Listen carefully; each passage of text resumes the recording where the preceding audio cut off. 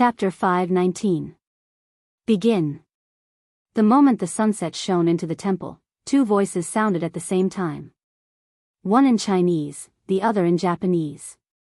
With a bang, Mukko Yamashita's burly and muscular body was magnified in Lu Cheng's eyes. That pair of sharp broken eyebrows were clearly visible. There was still a remnant of his figure at the entrance of the Buddhist hall that he was originally standing at. Along the way, the red fog dragged along. The stone slabs and messy obstacles on the ground were all split into two. The cut was smooth and clean, as if it was made by a divine weapon. Lu Cheng's scalp went numb and his hair stood on end. He was caught off guard by the enemy's flash attack. He couldn't dodge or retreat, nor did he have the time to use a simplified version of physical invulnerability or force concentration to block it. According to the videos he watched, even the experienced inhuman mighty one of the extreme Hadis sect wasn't at this level. Was it because of the uniqueness of his killing intent, or was it because of the environment? In the blink of an eye, the ice mirror rippled slightly. Lu Cheng, who was resisting the invasion of fear, took control of his body and circulated his qi and blood to stimulate a few special parts, skipping the rest of the process. Simplified encountering gods in the void, fighting formula. Crack. He suddenly grew taller, and the cracks under his feet were like an earth dragon, spreading rapidly in all directions. At the same time, he shook his shoulders, and the muscles on his arms protruded with dark green veins. With a bang, he swung his elbow upwards, barely blocking Mukko Yamashita's forearm, hammering with the momentum of flash. In that instant, the surrounding wind seemed to have stopped. The moving sunset seemed to have solidified. Even the desolation, pain, and killing intent dimmed. Only a pair of small fists with bulging muscles became the core of heaven and earth. One was greenish-black, the other was crimson. Both were slightly deformed, and the feeling of power and destruction was overwhelming. Boom! The pure collision of flesh created a sound like a bomb exploding. Lu Cheng's arm rebounded and his body leaned back. He took 3 steps back, each step leaving a clear mark. Even though he had used a simplified version of the fighting formula, he was still at a disadvantage against his enemy's flash strike. He couldn't neutralize that terrifying force. Mukko Yamashita swayed on the spot. He wasn't in a hurry to follow up with a combo attack. Instead, he quickly turned the red mist into red light. Wrapped in a thick murderous aura, he threw a punch forward, dragging a terrifying, giant scythe behind him as he ruthlessly slashed at his opponent. As the scarlet light spread, a sinister wind swirled behind Lu Cheng, twisting into a headless black figure clad in chainmail and wielding sabers in both hands. It was blurry and unreal. With its head hanging on its chest, it raised its tachi above its head and made a slash facing the wind, forming a pincer attack with Mukko Yamashita. All of this was silent and breathless. It was as if there was a chill hidden in the north wind that even the dance stage expert's absolute reaction couldn't detect. Who would have thought that Mukko Yamashita, who used the 7 Sins Hadouken, would be able to summon a helper? Lu Cheng's senses were sensitive. His ice mirror reflected his surroundings and only saw the buzzing behind him. There was an abnormality in the magnetic field. He immediately raised his guard and redirected his qi and blood to his lower abdomen, stopping his retreat in time. He sat firmly on the golden chariot, grasping the distance perfectly. After a short moment, his dance stage erupted. His legs swelled and he took advantage of the momentum to jump half a step forward. Lowering his waist and abdomen, he swung his left fist. Wearing the heavy Emperor Yen glove, he struck the blood-colored scythe head-on. Boom! Clouds of crimson mist splattered, all ignited by flames. It was a spectacular sight to see a rain of fire, devouring and eliminating the sinister and evil aura nearby. The tachi of the headless general behind Lu Cheng was only a few grains away from hitting his opponent. It was so stimulating that Lu Cheng's back broke out in goosebumps. The blurry black shadow, helper, seemed to be imprisoned on the spot and couldn't move forward. The strike missed and dissipated indifferently. At this moment, Mukko Yamashita's body swayed again. A small portion of the crimson light was ignited by the explosion. Apart from Lu Cheng's fist and right arm, the area around his skin was filled with a bloody mist. It was corroding his pores, cold and gloomy, trying to enter and absorb his chi and blood. Just as he was about to activate Emperor Yen force to disperse the bloody mist of murderous intent, Mukko Yamashita had already squatted sideways. Lowering his shoulders, he raised his left fist and rushed towards the sky like a burning rocket, fast and urgent. Lu Qing straightened his back and leaned back slightly in an instant.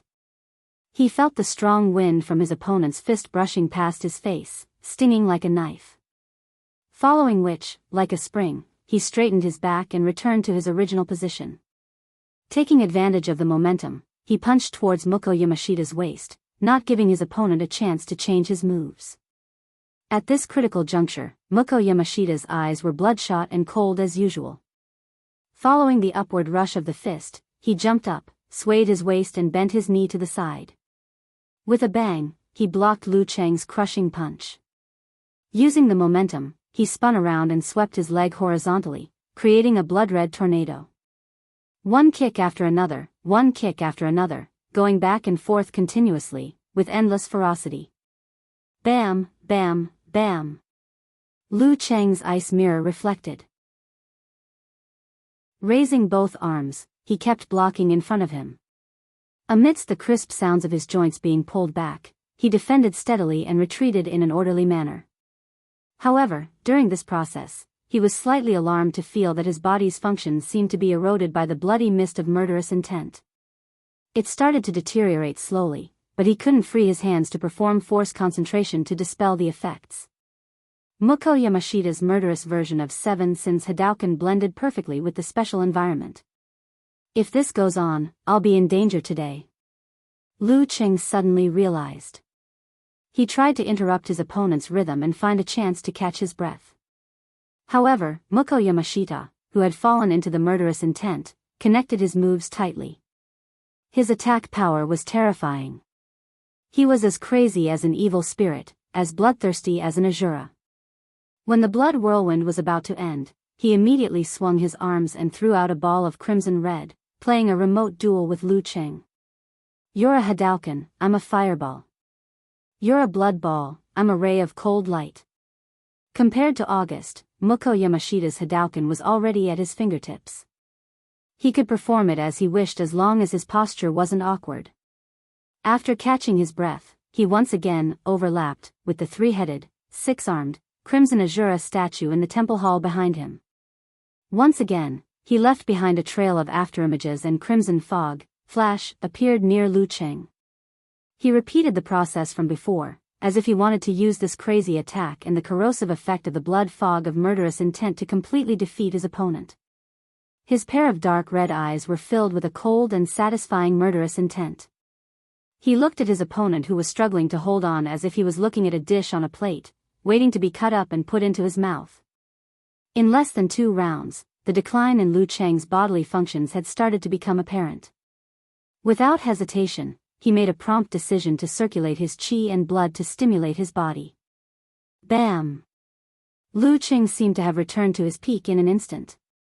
His muscles stretched his trousers and expanded his clothes. His fist, which had slowed down by half a beat, exploded with terrifying speed. Like a shooting arrow, it arrived first even though it was launched later. It blocked his opponent's fist, which was covered in crimson light, in front of his lower abdomen. Boom! The sound of the collision of strength and explosion destroyed the desolation around the temple. Mukko Yamashita, whose murderous intent had reached its peak, and Lu Qing shook at the same time. They were evenly matched, and the latter was no longer in his passive state. Is it time to go all out? Joy flashed in Mukko Yamashita's eyes. The crimson light around his body grew brighter and thicker. He took a step forward and used his right palm as a knife, chopping down diagonally. It was as if there was the accompaniment of thunder. Lu Cheng's will was like a raging fire, and his heart was like an ice mirror. He calmly circulated his chi and blood once again, stimulating the corresponding parts of his body. He saw that they were slightly injured, and a small amount of blood was oozing out. Simplified fighting formula, double explosion. Seeing God in the void, suppressing others with higher realms. Bam! His left fist shot out like lightning, and like a cannonball, it pierced through the air barrier and blasted towards the palm knife. His entire arm was thicker than before, as if it came from a giant. Amidst the muffled sound, the crimson light scattered. Muko Yamashita quickly retracted his palm, and his body swayed backward. Lu Cheng, on the other hand, remained steady. He controlled his body to repair the internal damage, and at the same time, circulated his qi and blood to stimulate the corresponding parts. He showed no mercy. Bam! Bam! Bam! Lu Cheng was like a god, coldly observing the minute details of his body. He constantly stimulated the hidden parts of his body without reaching the limit, causing the damage that he could bear to a certain extent. Once, twice, thrice. His arms swung continuously, and his fists bombarded continuously, one from the left, one from the right. Every move was heavy and could split mountains. He beat Muko Yamashita until he was in a weakened state. The crimson light scattered, and his arms were trembling. He didn't expect his opponent's explosive secret technique to last so long. Boom! A few of the capillaries in Lu Cheng's eyes were broken, and his vision was filled with crimson. He turned his waist, twisted his knees, and swung his right arm fiercely. He forcefully pulled out an explosion from Muko Yamashita's blocking fist, and sent his opponent retreating. Since the start of the battle, this was the first time he had turned the tables. Taking advantage of this opportunity, Lu Cheng lowered his waist, and circulated his qi and blood, reducing the negative effects caused by the explosion of the fighting formula. He stopped his body from collapsing. Even so, if he were to stimulate his qi and blood like before 2 more times, he wouldn't be able to bear it. Bam! His Dan qi gushed out. Lu Cheng was like an eagle, and pounced in front of Muko Yamashita. He raised his arm, and punched downwards. Flames were ignited, and the crimson light was ignited, exploding in the silent abandoned Buddhist temple. Muko Yamashita let out a low roar, condensed the crimson light, and punched without backing down. Bam! Loud noises were heard, and the dark clouds shook. Lu Cheng quickly and naturally connected the explosion of the Dan stage. One punch was heavy, and the other was explosive. They were both Emperor Yen to restrain the evil. Double explosion, triple explosion, quadruple explosion. 10th explosion, 20th explosion, 30th explosion. Lu Cheng's face was calm, like a robot from the next century. He followed up with precise footsteps, and spread his arms. Each punch was heavier than the previous one, and each kick was fiercer than the previous one. He caused flames to rise continuously in the desolate wilderness, and smoke to rise. Muko Yamashita kept retreating, crushing the stone slabs and breaking the broken walls. This caused the Buddhist temple to shake continuously, and dust to fall. It looked like it was about to collapse. During this process, he clearly felt that Muko Yamashita's body was weaker than before.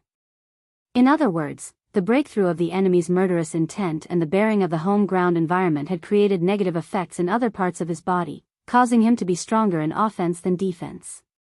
He could only attack crazily, and once he fell into a passive position, the problem would be exposed. Bam! Lu Cheng turned sideways and punched, repelling the enemy and creating an expanding fireball. Muko Yamashita retreated backwards, and unavoidably crashed into the Ajura statue in the Buddhist temple. The statue fell to the ground, and its limbs were broken. At this moment, Muko Yamashita suddenly paused, looked up at the sky, and let out a roar full of murderous intent. He ignored Lu Cheng's bombardment punch that was approaching him. The surrounding lights suddenly dimmed. P.S. Today's writing speed has hit a new low. Only 3,000 words in 4 hours. Normally, it would be 6,000 words. The plot has been thought out long ago. I'll update what I've written first, and try to get the second update before 11 p.m. I'll continue writing after I finish my meal. Chapter 520. Following that furious roar filled with murderous intent, the pain and fear that had been affecting and suppressing Lu Cheng's ice mirror suddenly rolled in and dissipated. The surrounding light dimmed eerily, as though dark clouds had risen from the ground. Gusts of chilly wind blew. The wind howled and condensed, pouring into Mukko Yamashita's body in an instant. An exaggerated repulsive force expanded outwards, forming an invisible barrier. Boom! Lu Cheng's punch landed. Red and white flames rolled out, dispersing the invisible force field. However, this was only half done. The further his fist moved, the slower its speed became. It was as though he had fallen into an invisible swamp. In the end, he couldn't move an inch, suspending half a foot in front of his opponent's abdomen. Everything seemed to have frozen. Once the force field was retracted, the magnetic field behind Mukko Yamashita distorted, revealing a blurry black shadow that was holding a blade with both hands and hanging in front of its chest. Its body was burning with blood-red fog. It took a step forward and truly overlapped with Mukko Yamashita, no longer distinguishable. The dark and gloomy Buddhist temple and the desolate wilderness suddenly brightened up, bearing the fiery glow of the sunset. Some parts were flowing with gold, while others were dazzling red. The red glow didn't just come from the horizon, it also came from Mukko Yamashita. He was like a general soaked in blood, locking his gaze on Lu Cheng. At this moment, Lu Cheng suddenly felt a sense of danger. It was as if he was facing an existence that could seriously injure him. From the electric current in his tailbone caused by the absolute reaction, to the clear and accurate reflection and judgment of the ice mirror, to his supernatural ability to foresee the future in a short period of time, all of them were clamoring for him to dodge quickly and avoid the sharp edge. He didn't want to face the terrifying attack head-on, so that his body wouldn't be damaged. Mukko Yamashita's attack that was about to explode was definitely stronger than the sure-kill 7 Sins Hadouken. It was a killer move that he had to use a special environment and preemptive preparation to complete. And it could only be used once. Lu Cheng's body jerked instinctively. His muscles and fascia were accumulating strength, ready to spring out. This allowed him to leap 10 to 20 meters, causing his opponent's ultimate attack to miss and truly turn the tables. But at this time, a few incoherent thoughts flashed through his mind in an instant. This should be the extreme Hadis sect, which was similar to the Shura kill of the physical invulnerability experts. After the attack was launched, the speed would increase, and the power would increase with the accumulation of kinetic energy until it exceeded the effective range. With Mukko Yamashita's current level, even if he had a breakthrough in his wave of killing intent, even if he had other support, he wouldn't be able to unleash the full potential of this move. He had just taken 30 blows of Emperor Yen force combined with the eruption of his Dan Qi. Even if his killing intent could eliminate, neutralize, and defend against most of the explosive impact, the accumulated injuries would not be light. His body's endurance had decreased. His offense was strong, but his defense was weak. If I were to fall back into the previous situation, I wouldn't be able to use the encountering gods in the void, self-reflection to consecutively unleash the simplified fighting formula to turn the tables. At that time, his bodily functions would be eroded by the killing intent, and the outcome would be irreversible. In a split second, Lu Cheng didn't think too much about it. He didn't hesitate and made a decision in an instant. He trusted his own knowledge, vision, and experience. He didn't blindly follow absolute reaction, ice mirror, and supernatural ability. Bam! He suddenly pushed his feet inward, shaking the foundation of the Buddhist hall a little. In his mind, he had already visualized the heavy, scorching Emperor Yen with a simple crown. The fire force in his body accumulated layer by layer, continuously compressing and condensing into a small ball, blazing white and returning to blue. As the fire force that had undergone mutation at the inhuman stage was heavier, purer, and more condensed, the process was relatively fast and didn't take much effort. Following which, the god of fire, Zhurong, who had the head of a beast and the body of a human, stepped through the void, controlling the highly condensed ball of fire and preventing it from exploding. The red fog around Mukko Yamashita, as thick as blood, emitted a bright red light, enveloping him completely. As his fist charged forward, it slashed out with a swoosh. It was like a giant scythe from the sea of blood, hell, or the Grim Reaper. Compared to the 7 Sins Hadouken fist, this strike was much sharper and filled with murderous intent, as though it could cut everything in its path into two. 7 sins had of fists killing intent, Azura kill. As soon as the bloody light appeared, Lu Qing completed the seemingly complicated but smooth movements of twisting his ankles, twisting his knees, twisting his hips, wrapping his waist, and other movements. He swung his arms, holding a faint blazing white light in his hands. His fist fell from the sky, heavy, strong, and ferocious. Emperor Yen Force, Internal Explosion Fist. Boom! Before the bloody light could accelerate, it was hit by Lu Cheng's fist. Force was injected into it, producing an exaggerated deafening sound. If it wasn't for the cold winter, a flock of frightened crows would have leaped from the roof of the abandoned Buddhist temple.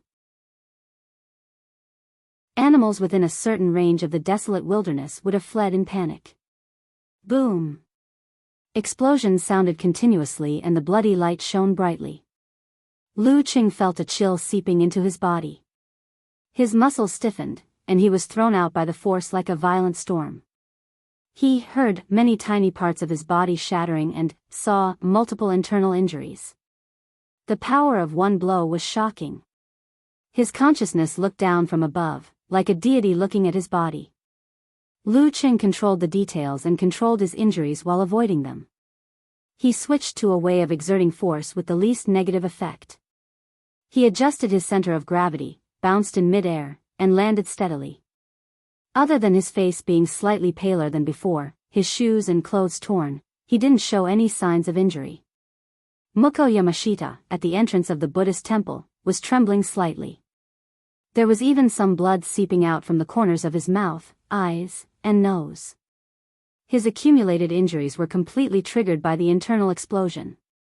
Lu Qing believed that his injuries were more serious than his. However, due to their different levels of control over their bodies, it looked like the difference between heaven and earth. At this moment, his eyelids twitched. Mukko Yamashita's figure was reflected in his pupils. He raised his hands and was about to form a seal. Wholeness formula. He had to recover his stamina and spirit, suppress his injuries, and seek the final victory. Lu Qing focused his mind and circulated his qi and blood. Relying on his precise control over his body, he simplified the process of the army formula. He didn't use any seals, but only released his aura. He shouted the ancient sound before Mukko Yamashita finished. Army. The temple suddenly darkened. The murderous aura of the army from the ancient battlefield was triggered. In an instant, it turned into shadows and pounced on Mukko Yamashita along with Lu Cheng's spirit. Previously on the plain, when he predicted that they might encounter an ancient battlefield, he had already considered whether the power, effect, and distance of the army formula would be enhanced as a result. The answer was yes. At this moment, Mukko Yamashita's body turned cold. He felt that his limbs and head were entangled by the army spirit that had died tragically. He couldn't break free. He saw a tachi slashing horizontally, about to land on his neck. The scene of his head flying up and blood spurting out was playing out. No! He cried out in fear. The preparation of the wholeness formula was in vain. At this moment, Lu Qing had already gathered his qi and blood, spirit, and force in his lower abdomen, using this to dispel and suppress most of the negative effects. Then, when his Dan qi exploded, he planned the path of exertion that would have the least impact on his injuries. With a push of his legs, he pounced in front of Mukko Yamashita. He swung his left fist sideways, bringing along blazing flames that were close to white. He delivered a ferocious swing punch. This was the boxing technique of the Jiruga sect. Using it here would put the least burden on the body and was also the most suitable for the situation. Bam!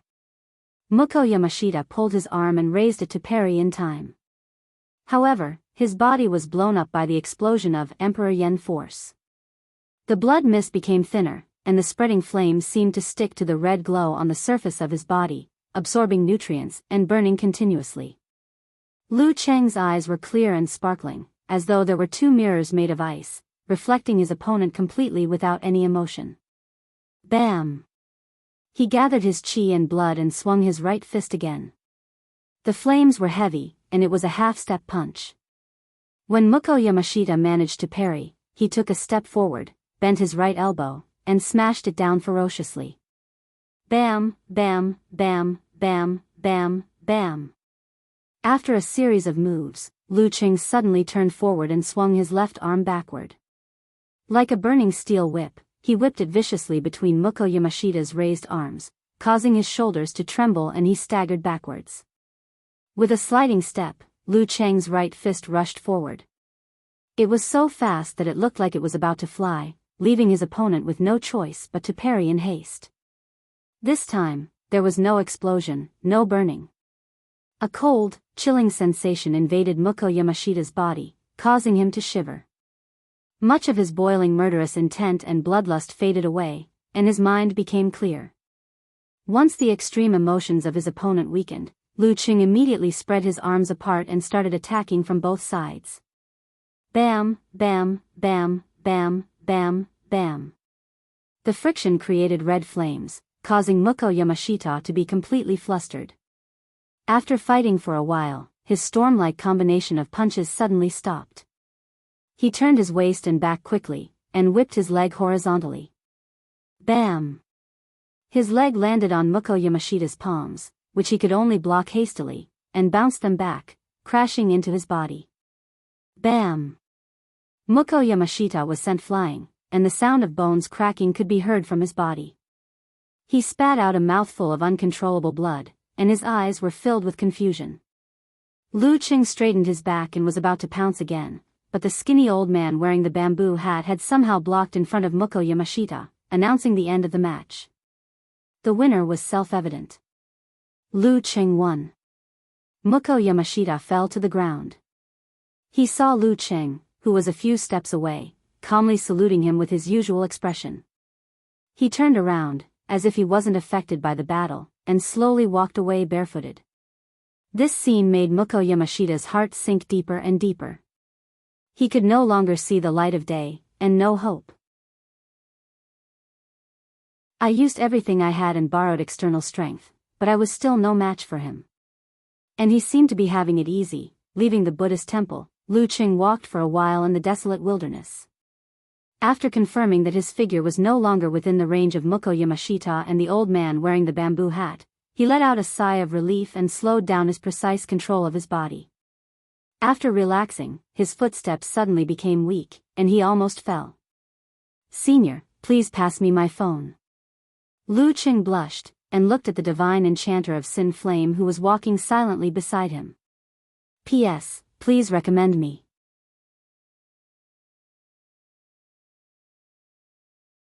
Chapter 521. Inherited from the same lineage. The divine enchanter of Sin Flame finally spoke, giving a brief evaluation of Lu Qing's previous performance. Lu Qing could only reply with a dry laugh. He silently took the phone and sent a message to Yenjika. "Done. Just as we expected, it's really an ancient battlefield. I'll be able to teach you the wholeness formula in the new year." In Connecticut, America, the night was dark and silent. Yenjika's room suddenly rang with an exaggerated message notification. She opened her eyes in a daze and picked up the phone. Faint dimples immediately appeared on her cheeks. She forced herself to reply with a blushing and smiling emoji and adjusted the settings so as not to disturb her rest. After doing all this, she fell down and turned around. Hugging a small part of the quilt, she fell asleep sweetly. The corners of her mouth seemed to be curled up, as if she was having a pleasant dream. Lu Qing smiled when he saw the reply. He put away his phone, grabbed his backpack, and found a pair of casual running shoes. He picked up a woolen shirt and put them on slowly. Other than his trousers, which were a little torn, there was no trace of a battle on his body. In public, with a senior expert around, he still had some sense of shame and didn't take off his pants on the spot. He could still wear them anyway. Putting on a down jacket and carrying his backpack, Lu Qing controlled the healing of his internal injuries and slowly walked forward using only his legs. Just then, the divine enchanter of Sin Flame passed the rubbing of the wholeness formula to him and said in a hoarse voice, "Return it to me when you return to China." According to the boastful words of Shi Jiangwo, his disciple could master any of the 9 words formulas in minutes and leave him far behind. Sure. Lu Qing didn't find it difficult and accepted the rubbing without hesitation. Along the way, he didn't cultivate directly because he couldn't be distracted. He only carefully observed the ancient shape of the wholeness formula and the essence it contained to get a feel for it. After checking into the hotel that night, he finally had some free time. He sat cross-legged on the bed and placed the rubbings in front of him. He closed his eyes and sketched out the ancient characters while chanting. It was similar to the process of cultivating the 9 words formula in the past. His Jin Dan was triggered, leading to vibrations and ripples. It was resplendent and took shape, engraving the charm of the wholeness formula into his mind. But this time, it didn't change. Only the corresponding fragment appeared as usual. Jia. Lu Cheng's deep voice reverberated in the room. It seemed to contain a sense of lofty mystery. He was changing his hand seals to test the internal training effects of the wholeness formula. After a while, he opened his eyes and nodded slightly. He already had a grasp of the situation. The normal use of the wholeness formula stimulated the corresponding parts of the body, causing the secretion of hormones, invigorating the mind and rejuvenating the body. It was similar to stabbing the thigh with a knife, using the excruciating pain in exchange for the activation of the body's protective mechanism. It cleared the mind instantly and filled the body with strength. Of course, compared to the crude method of stabbing the thigh, it was more technical. The stimulation was more targeted, and the effects were better and more obvious. It lived up to its name as a secret art. I can only use it once a day. Even with the simplified version of self-reflection, I can only use it 3 times at most. And if I reach the limit, I'll feel weak and won't be able to get good feedback for a long time. The mental and physical strength I recover with the wholeness formula will decrease more easily than usual. Lu Qing seriously pondered the characteristics of the secret art. When used for internal training, it'll shake the body and indirectly affect the brain. It'll allow the body to recover faster and faster as time goes by. The effects of deep sleep will also improve. In other words, I'll need 6 to 7 hours of rest before I fully master the wholeness formula. 4 hours will be enough, or even less. Lu Qing couldn't help but feel disappointed at the thought. Just a few years ago, his favorite leisure activity was still sleeping in.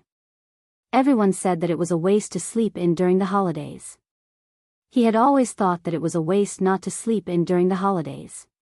But after he started practicing martial arts, he bid farewell to sleeping in. He no longer enjoyed it.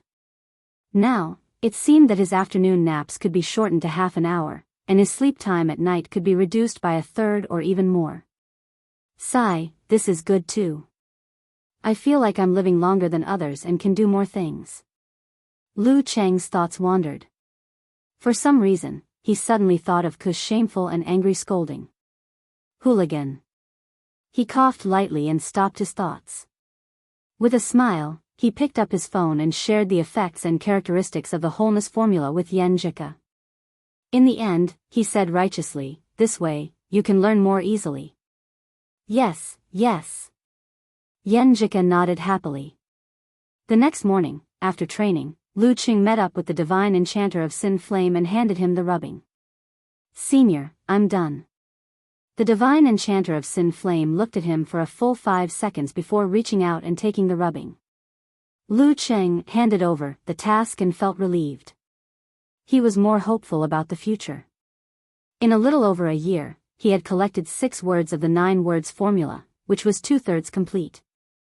There were still a few years to go before Master's old injuries completely relapsed and his body collapsed. There was still a lot of hope. Bah, why am I thinking about the good instead of the bad? Maybe I don't need to collect all the 9 words formulas and Master's old injuries will be healed because of the advancement of technology and martial arts. Judging from the situation of the Jin Dan, one of the remaining 9 words formulas should be used for healing. They didn't talk on the way. In the afternoon, they arrived at Haidong Airport and went their separate ways. Lu Qing didn't rush home. Instead, he took the high-speed rail to Wuemozhang. He planned to pay his respects to Master and burn incense at the sect. He wouldn't come back on the first day of the new year. In Sher Yuejian's villa, Geyser held an exquisite wine pot engraved with the word, fighting. He looked at his disciple and clicked his tongue. That old geezer Sin Flame said you have a solid foundation and a lot of experience. Senior, you flatter me, Lu Qing said humbly. That old geezer doesn't usually praise people. Geyser waved his hand, happy that his reputation had increased. To be able to defeat an opponent of the same level who had comprehended the killing intent in an environment set up by the opponent in advance, you didn't disgrace this old man. He paused for a moment and said, your ice mirror has reached the level of encountering gods in the void, self-reflection. If you want to go further in the inhuman stage, it's almost impossible. How about this, tomorrow when we go to the sect, I'll give you 3 days to study the physical and vulnerability chapters of the ice sect. How much you can comprehend will depend on yourself. Study the physical and vulnerability chapters of the ice sect? Lu Qing was shocked at first, but then he was overjoyed. Before attaining the external connection with heaven and earth, it was impossible to master the 9 unique arts. However, it was still possible to comprehend something from them and draw parallels. Didn't Peng Lian imitate and create 2 martial arts by referencing 9 Heavens Ensemble and Thunder from a Clear Sky, Cloudless Thunderblade? Although they weren't simplified physical invulnerability, they were still quite extraordinary. Moreover, they were faster and more suitable for the user. In Peng Lian's hands, they weren't much worse than Thunder Seal or Fiery Thunderbolt. Did Master acknowledge my accumulation and experience? Thank you, Master. Lu Qing blurted out. Geyser glared at him and said, why don't I see you thanking me usually? Master, I keep my gratitude in my heart. I only express 1/10 of it. Lu Qing had learned a lot from Talker, so he tried to diffuse the situation with a smile. The next morning, in the Songtao pavilion of the Ice God sect, Lu Qing sat on the balcony, his eyes reflecting the pine forest and green sea. However, a clear image of his body appeared in his mind. His flesh wriggled and stopped the wounds, healing them quickly one by one. After an unknown period of time, he felt that the internal injuries from the battle with Muko Yamashita were at least half healed under the effects of the pills and self-reflection. I'll be fully healed in 2 or 3 days. Lu Qing exhaled. His ears twitched as he heard deliberately light and silent footsteps approaching. He stood up slowly, withdrew his aura, and walked slowly to the door. After waiting for a dozen seconds, there was a sudden knock on the door. Lu Qing reached out and pulled open the door. Mo Jingting's curled fingers froze in midair, as though she was shocked. Hello, Junior Martial Uncle. She quickly regained her senses. Her misty eyes, which seemed to lack focus, were filled with smiles. Sect leader Martial Uncle is looking for me? Lu Qing went straight to the point. Yeah, he's waiting for you at the Ice Queen Pavilion. Mo Jingting looked at the increasingly unfathomable little Martial Uncle and added with a smile, he wants to bring you to the restricted area of the sect to observe the unique physical and vulnerability moves. Alright, sorry to trouble you. Lu Qing smiled courteously, walked out of the room, closed the door, and walked along the corridor towards the Ice Queen Pavilion. Mo Jingting followed behind, looking at his back as he lowered his head and typed on his phone. She suddenly felt a little envious and emotional. Little Martial Uncle is really becoming more and more like an expert, except when he's playing on his phone. Why didn't Martial Granduncle bring him back to the sect earlier? At the Ice Queen Pavilion, sect leader He stood near the entrance. He smiled at Lu Qing and said, "You've really made us wrong again and again. This old man originally thought that you would only be able to observe next year." "Thank you for the compliment, sect leader Martial Uncle." Lu Qing bowed, a little embarrassed. "Let's go." He turned around and led Lu Qing to the basement level. As they walked, he explained, "Don't be greedy. You're still at the inhuman stage, so it's enough to focus on 2 or 3 moves when you observe. Otherwise, it'll take up too much energy and you won't be able to learn anything. You've made some progress in Ice Mirror, so the most suitable move for you is the 5th move, Enemy Heart Freezing move.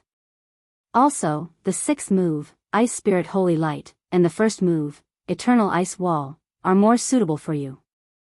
According to your master, the 9th move, Vast Starry Sky, Absolute Frost, is closer to your understanding. It's a pity that this move has long been lost due to the chaos of war. Even with the alliance of several sects, they could only come up with a weakened version. I hope that one day, you'll be able to innovate and perfect it, and even surpass the past. Lu Qing listened attentively as he followed sect leader Martial Uncle through a long corridor and 3 thick heavy metal doors. Amidst the illusion that this place was very technologically advanced, they entered a hall that was shimmering with silvery white light. Before he could observe his surroundings, even with his strength and realm, he couldn't help but shiver. So cold. P.S. Today is the death anniversary of the Elder. I originally planned to write 3 chapters yesterday to free up some time in the afternoon. However, my typing speed wasn't ideal yesterday, so I didn't succeed. Facepalm.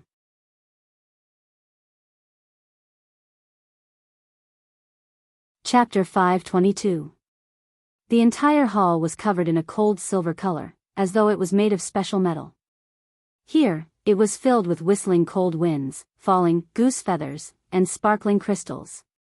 It was so cold that it was like a place of 2 extremes. Yes, in the middle of the mountain, where it was isolated from the outside world, there was a terrifying snowstorm raging, as though it wanted to bury all living things. Lu Qing subconsciously circulated his flame force to warm his body. Looking around, he realized that the source of the snowstorm came from 9 paintings hanging in different positions. They were made of special materials, like cloth or silk, and had different charms. Some were dark and cold, some were covered in snow and wind, some were crystal clear, and some were white. Together, they formed an illusory world of ice and snow. With so many objects with charms placed together, it was easy to attract and influence the outside world, forming a cycle. It was different from taking them out individually, where one could only sense them by touching them. Lu Qing nodded thoughtfully, his gaze sweeping the other places. At the corresponding positions of the 9 paintings, there was a stone platform on which different items were placed. Some were golden pages, some were crystal items, some were plain, and some were full of charm. The 9 stone platforms were like stars, surrounding a transparent cabinet in the center. Inside the cabinet was the ice essence bead, which seemed to be condensed by blue light. It was also the source of the unusual scene in this place. Different paintings correspond to different visualizations of different unique arts. The stone platforms below them have written descriptions of the practice, explanations of the moves, and the charms left behind by previous generations of physical invulnerability grandmasters. You can combine them and comprehend them. Don't blindly follow the visualizations. It's better to not have books than books. Martial arts are improved over time. He gave a brief explanation and smiled. Stay here for 3 hours every day. Don't force yourself. Don't think that you can withstand the harsh environment here just because you have Emperor Yen force. Be careful of the cold charms seeping into your bones. You may get arthritis for no reason, and it will affect your progress to physical invulnerability. Thank you for your advice, sect leader. I understand. I'll stay here from 1:30 to 4:30 every day. Lu Qing knew what was good for him and bowed sincerely. Good. Comprehension is up to you. I'll take my leave first. That's the enemy heart freezing move. The ice mirror is a simplified version of it. That's the ice spirit holy light, the ancestor of the ice burning. It comes with a set of saber and sword techniques. You can take a look and try to understand it. Even if you don't learn how to use weapons, you can still integrate it into your fists and legs. That's the eternal ice wall, a purely defensive martial art. But you youngsters have a broader mind, maybe you can come up with other uses. That's the boundless starry sky, one of the 2 killing moves of the ice sect. Since the thunder, fire, battle, and plague of the 5 sects of Taoism had condensed the physical invulnerability-related techniques into 9, many of the later generations imitated and categorized them. The first to seventh forms were physical invulnerability techniques with different effects, while the eighth and ninth forms were the most powerful killer moves. They were named differently to differentiate them. For example, the eighth form of the Thunder Sect, Thunder from a Clear Sky, Cloudless Thunder Blade; the ninth form of the Fire Sect, 9 rotations of 5 flames; Descent of the Sun; the ninth form of the Fighting Sect, Wrath of the Dumu, Heavenly Punishment of the Star Palace; the eighth form of the Plague Sect, Demons, and Monsters, Road to the Underworld; and the ninth form of the Dark Sect, Dark Devouring the Sun, Descent of the Eternal Night. The eighth and ninth forms of the Ice Spirit Holy Kung Fu, also known as the Ice Sect's Secret Art, were Frozen Heaven and Earth, Eternally Unchanging, and Boundless Starry Sky, Absolute Frost, respectively. After giving the instructions, he didn't waste any more of Lu Cheng's time. He slowly walked out of the place and closed the heavy door, isolating the inside from the outside world.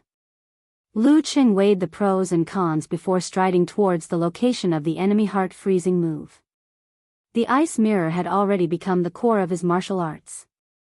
It would be best if he could understand and improve upon it.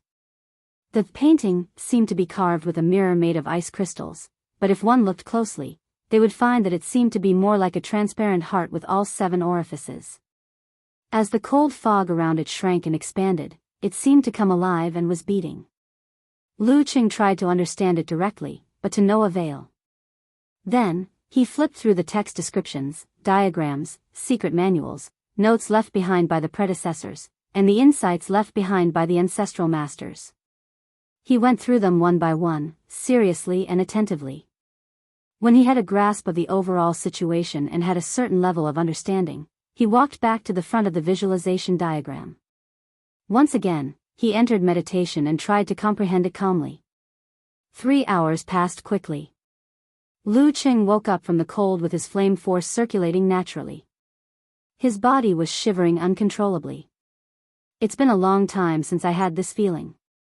No wonder Master only gave me 3 days. Otherwise, even if I only came here for 3 hours a day, I wouldn't be able to take it. I would have to wait for at least 10 days to half a month before I can enter this place again. Lu Cheng transformed his flame force into Emperor Yen and stopped shivering. He waited patiently for He to open the door as though nothing had happened. As for the enemy heart-freezing move, he didn't understand much due to his low realm. He only vaguely understood that not only could it be used to control one's body, but it was also the nemesis of negative emotions. It could also be used to connect with the outside world. Within a certain range, one could see the enemy's emotions and changes in their muscles. In other words, the god who looked down on him could also see his opponent. Based on this, Lu Cheng had a preliminary idea of how to train after the ice mirror. On the second day, he comprehended the ice spirit holy light. This was a unique skill that strengthened the ice spirit force. It could be released without dissipating, and it could be condensed into blades and swords. It was a set of moves and techniques. Lu Cheng couldn't understand the essence of the technique, so he couldn't increase his force. However, with the support of encountering gods in the void, self-reflection, he could barely be considered a beginner. As for the bladesmanship and swordsmanship, he studied them seriously for quite some time. Combined with the notes of predecessors, he gained some insight into the simple changes. On the third day, he found a possible way to improve his ice armor from the compression and thickening of the Millennium Ice Wall. As this was a purely defensive technique, there weren't many details related to it. There was still an hour and a half before his comprehension came to an end. Since he had nothing to do, he walked to the incomplete version of the vast starry sky, Absolute Frost. Its background was dark, dotted with dozens of tiny, distant stars. The contrast between the two made the silence and coldness of the starry sky even more apparent. It was as though all heat no longer existed, and all civilizations had turned into tombs. Taking a closer look, Lu Cheng found that there seemed to be another palm in the visualization diagram. It was a palm that encompassed the darkness and brought about eternal silence. It seemed both real and illusory, making it hard to grasp. After comprehending for a while, he still didn't gain anything. Lu Cheng tried to taste it from another angle. Let's not talk about that poem for now. How do I create the absolute frost of the vast starry sky? In the vast universe, the temperature will naturally drop to a terrifying level in places far away from the stars. There's no need for other procedures. Imitating the martial arts of the stars, don't tell me I have to completely isolate the radiation of the sun or the spread of heat. Lu Qing thought aimlessly. He shivered as he activated the ice spirit force in an experimental manner. First, he used the principle of heat insulation to stack his force, leaving a gap in the outer layer to block the heat and increase the temperature of the core. However, he failed miserably. Following that, he expanded his force in an attempt to lower the temperature, but he still failed. Again and again, Lu Cheng's fire could only last for less than a minute. Just like his previous attempts, he always failed. Seeing that there were still more than 10 minutes left, he gave up and stared at the visualization diagram again. The more he looked at it, the more he felt that it was very similar to the starry sky when he reached Dan equilibrium. It's very similar. Lu Qing thought, and a bold idea came to him. I can't feel the charm of the diagram, but I can directly imitate its state. Let's see if I can get some experience from it. Lu Qing immediately put his thoughts into action. He withdrew his qi and blood and balanced his ice and fire. The former was dark and cold, while the latter was heavy and hot. Together, they maintained the existence of the starry sky universe. For other Dan stage practitioners, they would have to expand their Dan force at this point. However, Lu Qing kept his consciousness at the top of the starry sky and controlled his fire force and qi and blood to shrink to the core, away from the darkness at the edge. This was to create a scene similar to the visualization diagram. This process was very difficult. When the contraction reached a certain level, Lu Qing, who was in the state of Dan equilibrium, didn't have enough strength to continue the operation. He repeated it over and over again, failing again and again. When he was nearing the end, he suddenly thought that he could find a helper, so he used force concentration again to shrink his fire force, qi and blood, and spirit. Just as he was about to reach his limit, Lu Qing suddenly triggered the Jin Dan in his lower abdomen and transferred a small amount of energy. The light instantly collapsed and sank into the core, distancing itself from the darkness. This allowed the starry sky to appear in a state similar to a visualization diagram. This state was out of balance and couldn't be maintained. Lu Qing suddenly exploded his Dan force and let the warmth return to his body. He then threw a cannon punch forward, pouring out the darkness. There was no cracking sound or banging sound. In front of his fist, large pieces of light blue ice crystals silently condensed in the void where the snow was falling. It was as if the air was solidified. This strange phenomenon disappeared in a flash. Lu Cheng's whole body was sore and weak. He gasped for breath as he looked at the effect of the punch. He was a little happy. This power seems to be much stronger than the normal ice spirit force. I wonder if I can push it bit by bit without the help of the Jin Dan and achieve an effect of 30 to 40%? What should I call this self-created move? At this moment, the heavy metal door moved back and He walked in. Looking at Lu Qing, who was obviously not in good condition, he shook his head and laughed. You don't have to work so hard. This place is also yours. You'll have plenty of chances to come back in the future. Sooner or later, you'll get something. I'm already getting something now. Lu Qing muttered and replied with a smile. Sect leader Marshal Uncle is right. I'll keep this a secret until I can use a weaker version without the help of the Jin Dan. I'll let Taoist or Renli experience it in April. P.S. It's the end of the month. Looking for recommendation tickets and monthly tickets.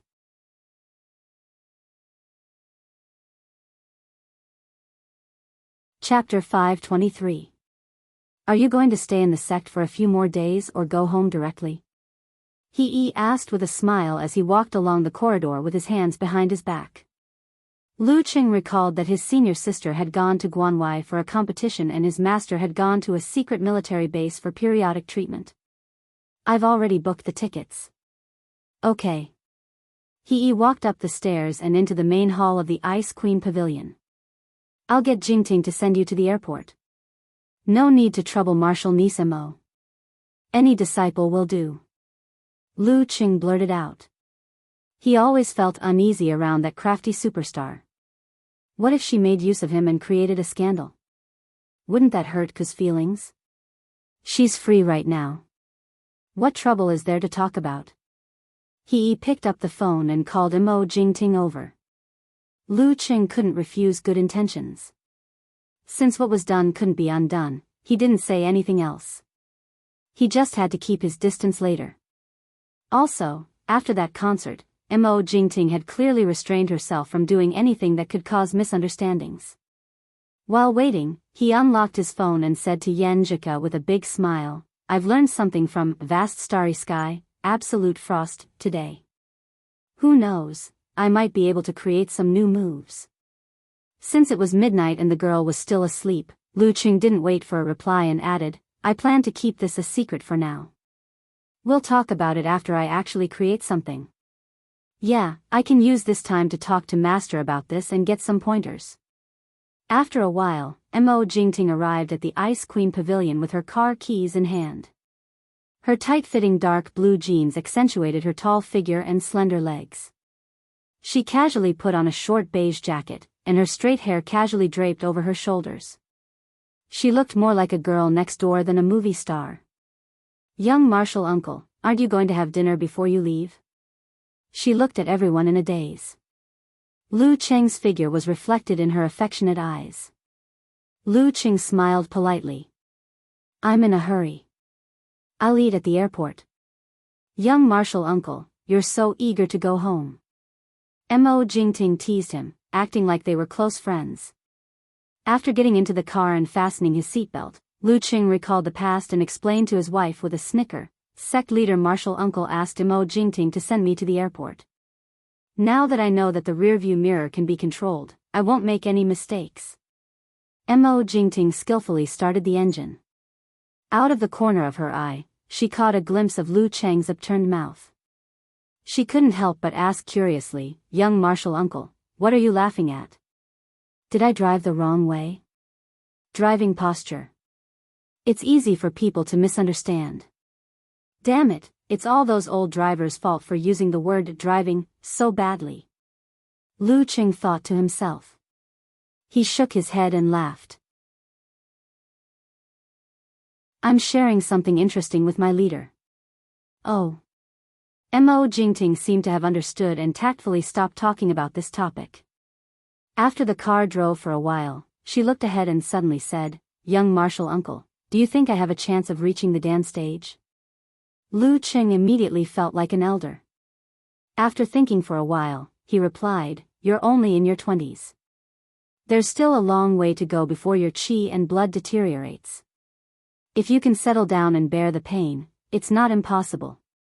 Enchanting had been accepted as a disciple of the Ice God sect. She had reached the level of professional 9th pin at such a young age, which showed that her talent was not bad.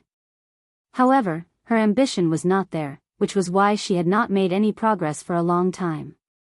After being in the entertainment circle for a few years, I realized that the dance stage is quite useful for me.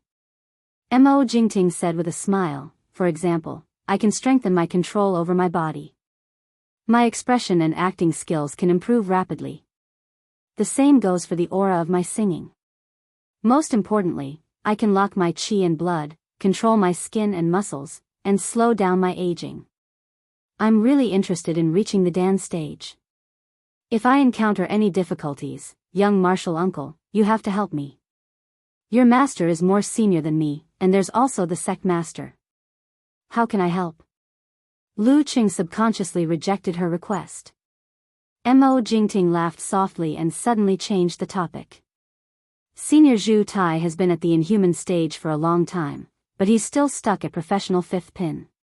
He's almost 30 years old, so there's almost no hope for him to reach the physical invulnerability stage. Junior Lei Fong is almost 25 years old, but he still hasn't refined his root pulp and made a breakthrough.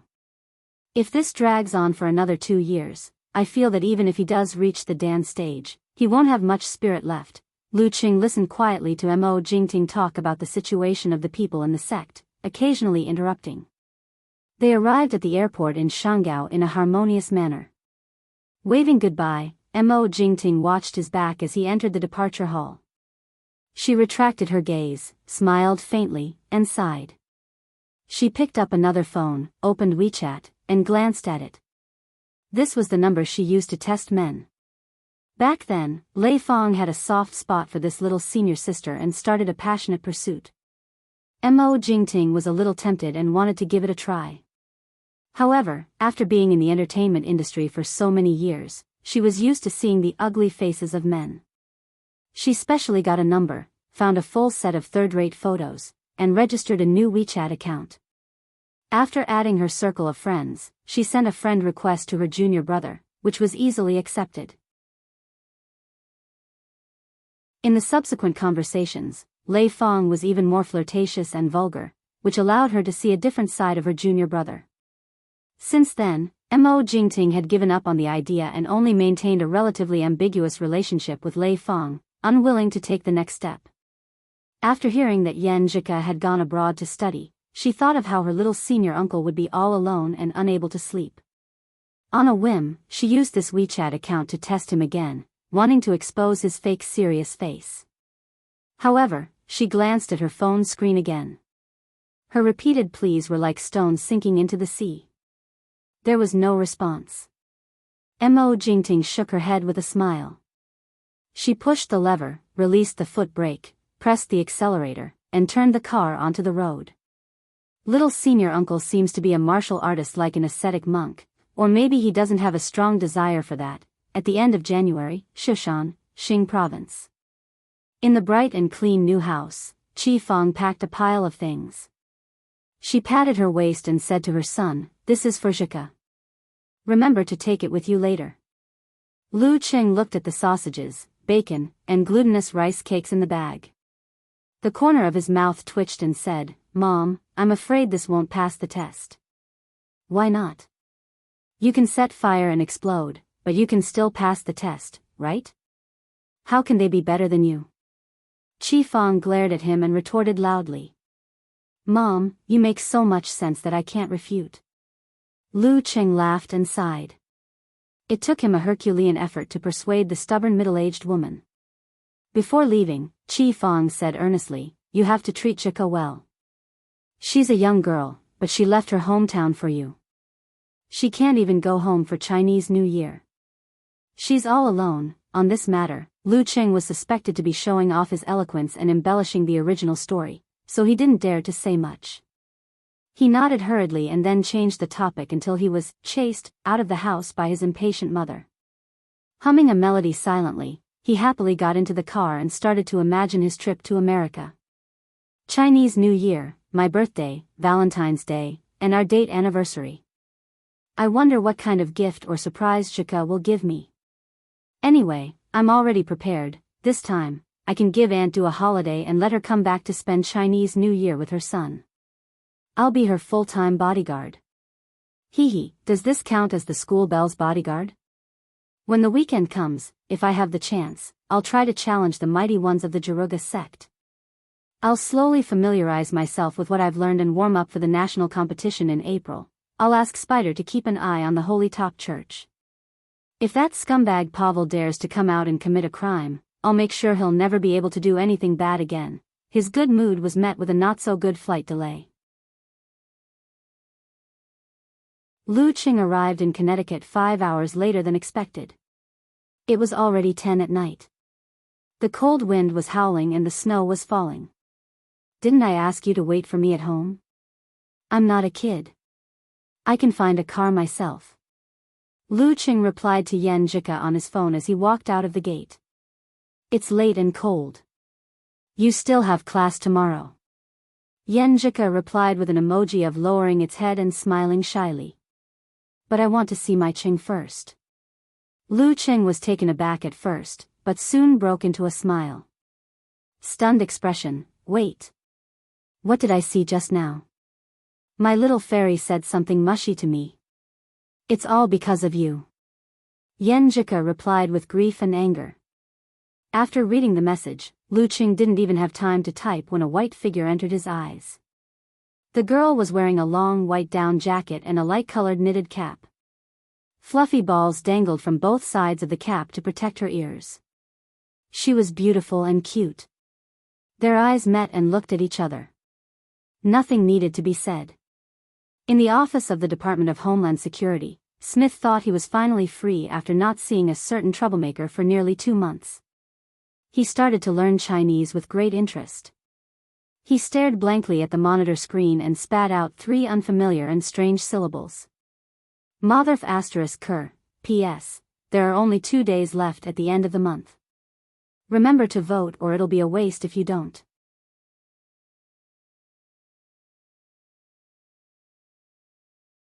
Chapter 524. Lu. As Smith often called him that, Lu Qing already had a reaction to it. However, when he looked in the direction of the voice, all he saw were 2 unfamiliar Caucasian students. Sensing his gaze, George and Wilton got even more agitated. They blurted out a series of words and slang. Not only were they as fast as a machine gun, but they also interfered with each other. Lu Qing, whose hearing was barely good enough, was confused. He could only vaguely make out the familiar words, King of Youth League. However, the professional security guard, who had put some distance between them, understood most of it. That Asian boy is in the top 4 of the King of Youth League. He's the idol of those 2 students. I wonder what competition it is. Looks like they're hardcore fans of Chinese culture. They're crazy about martial arts, which is more mysterious than martial arts. The security guard gave his evaluation and thought highly of Lu Qing. He took out his encrypted phone and started contacting the headquarters. As a professional bodyguard, when an unknown person with a certain level of strength appeared around his employer, he had to carefully investigate the background of the person, prepare a plan, and guard against accidents. Participated in the King of Youth League. They call him Lu. He described Lu Qing's surname with a similar pronunciation. Please reply as soon as possible. After sending the message, he held his phone in his hand and waited for a reply. He looked at Lu Qing warily and observed his interaction with the students. Just then, his phone buzzed and vibrated wildly. It almost broke free from its restraints and escaped. The senior security guard picked it up and looked at it, only to see one shocking blood-red word after another on the screen: very dangerous. Do not approach. Avoid him. Stay away from him. Oh my God. The senior security guard froze for a few seconds and subconsciously put some distance between them. When his brain finally understood the situation, he suppressed his fear and rushed into the classroom with his head down. He grabbed his employer and whispered, "Go. Go. Go. Go." Regardless of whether the other party had any ill intentions, leaving first was definitely the right thing to do. Lu Qing didn't notice this little interlude. After Yen Jika's translation, he roughly understood that he had met 2 true fans. He returned their greetings with a smile. Wilton, the freckled, brown-haired youth, praised him excitedly. At the end of it, he nervously extended an invitation. Are you free these days? Can you come visit our martial arts hobby club? It would be even better if you could tell us more about the mysteries of Chinese martial arts. George scolded his companion under his breath, feeling that he was too nervous to speak clearly, so he quickly added, "There's a martial arts club in Connecticut University, and we're one of the members. Everyone is very interested in Chinese martial arts, and we hope to get a more detailed introduction from you." Holding Yen Jika's hand, Lu Qing heard the girl's eager reaction when she heard the words, Martial Arts Hobby Club. He understood. Tilting his head, he chuckled and asked, "Do you want to stretch your limbs?" Ever since she came to the United States in August, other than her daily training and her occasional guidance, Ke had not enjoyed a battle for a long time. For a martial artist who liked to participate in such activities, this was not something to be happy about. With her husband by her side, she didn't need to think about anything else. Yen Jika thought for a while and nodded reluctantly, with her eyes shining. Then let's go take a look in the afternoon. There are no classes anyway. All right. Lu Qing turned to George and Wilton and smiled warmly. How about this afternoon? We'll be there around 2. all right. No problem. No problem at all. The blonde youth, George, almost slid to his knees in celebration. After getting the address, Lu Qing waved to the two foreign fans and walked out of the campus hand in hand with Yen Jika. Aya. As they walked, the girls suddenly stopped and blurted out in frustration, I didn't bring my martial arts suit and shoes, how are you going to stretch your limbs? Ku, you don't look like you're reluctant at all. Lu Qing laughed inwardly and said calmly, why do you think I said we'll be there at 2? Isn't it just to give us time to drive home and get our things? Yen Jika turned her head in surprise and stared at Lu Qing with her eyes wide open for more than 10 seconds. Then she broke into a smile and gave him a thumbs up. 5-star rating. I didn't even get it, what should I do? I feel like Sheng has surpassed me in terms of intelligence, poo poo poo. No way. It must be because I'm sleepy. Thinking of this, she quickly changed the topic. Then what are we having for lunch? Before Yen Jika could finish, she remembered something. She took out her phone, unlocked the screen, lowered her head and started typing. Lu Qing did the same. After a while, the girl waved her phone and suggested a little proudly, let's have this one. It's in a commercial building nearby. It's a seafood restaurant in Connecticut that has been operating for decades. This is a guide I made in my spare time from studying. Looking at the address, route and name of the restaurant on the girl's screen, Lu Qing suddenly laughed and raised his phone to show her the screen. The same picture and the same words. What a coincidence. I made a guide too, he said with a smile. Yen Jika focused her eyes and smiled like a flower. The tacit understanding grew, and the two of them swung their hands together, following the route given by the map. They slowly walked forward, glancing at each other from time to time, and then smiled as they turned their heads to look to the side.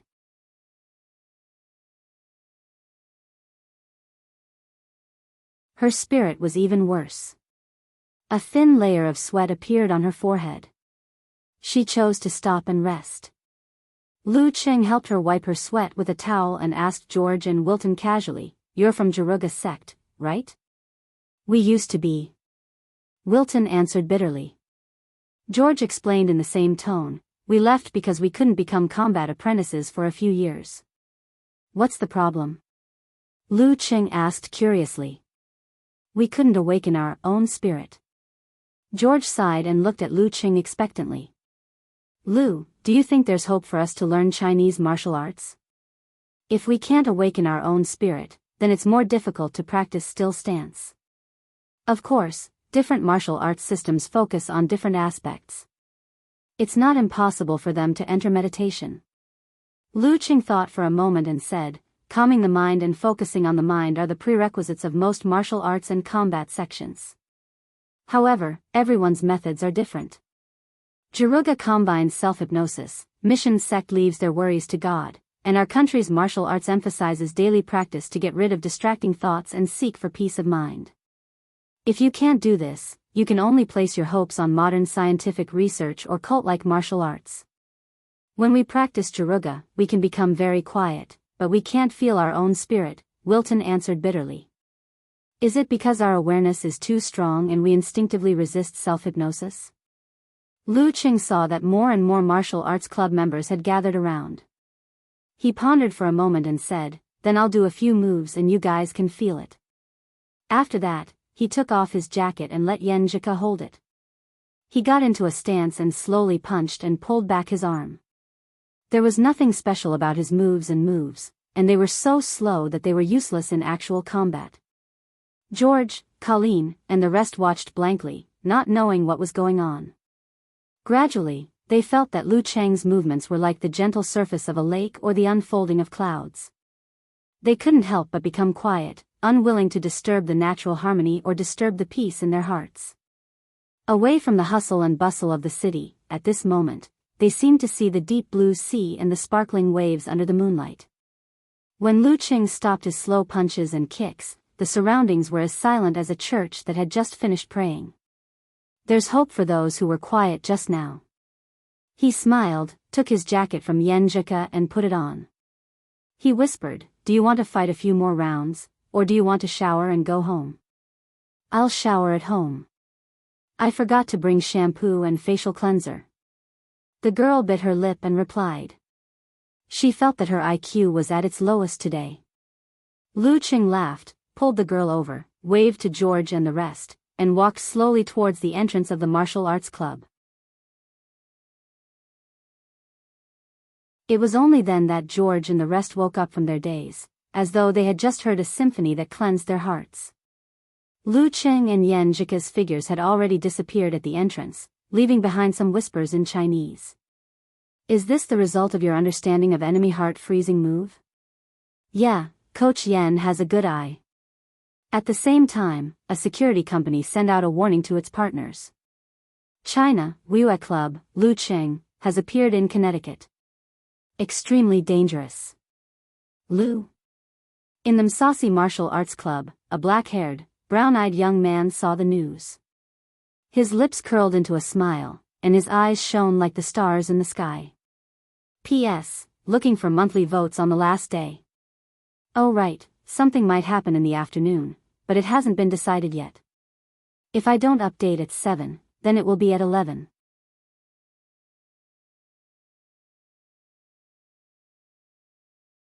Chapter 525.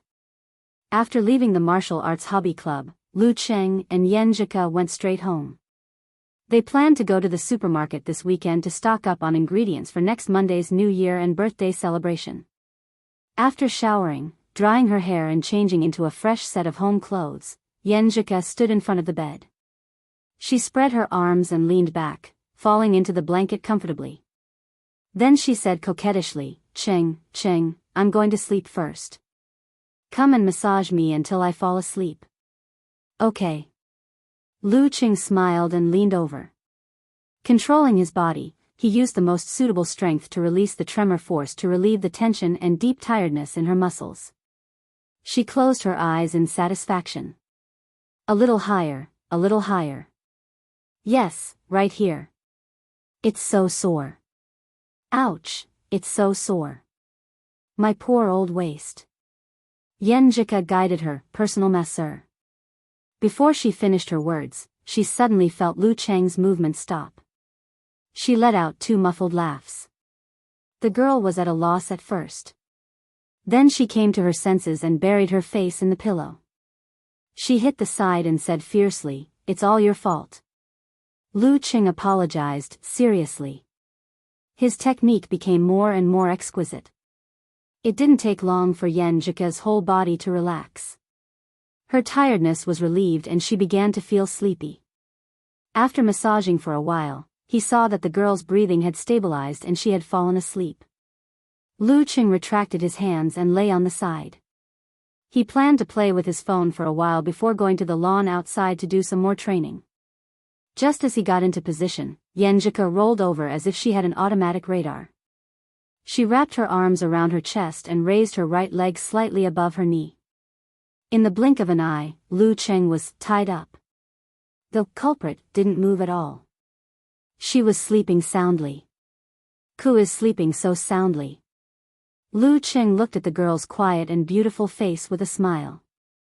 Looking at her, he suddenly felt a little sleepy. Sleeping so soundly. This kind of life is so relaxing, relaxing. Lu Qing didn't resist the call. He hugged Yan Zhika, closed his eyes and fell asleep. Lu Qing didn't know how long he had slept.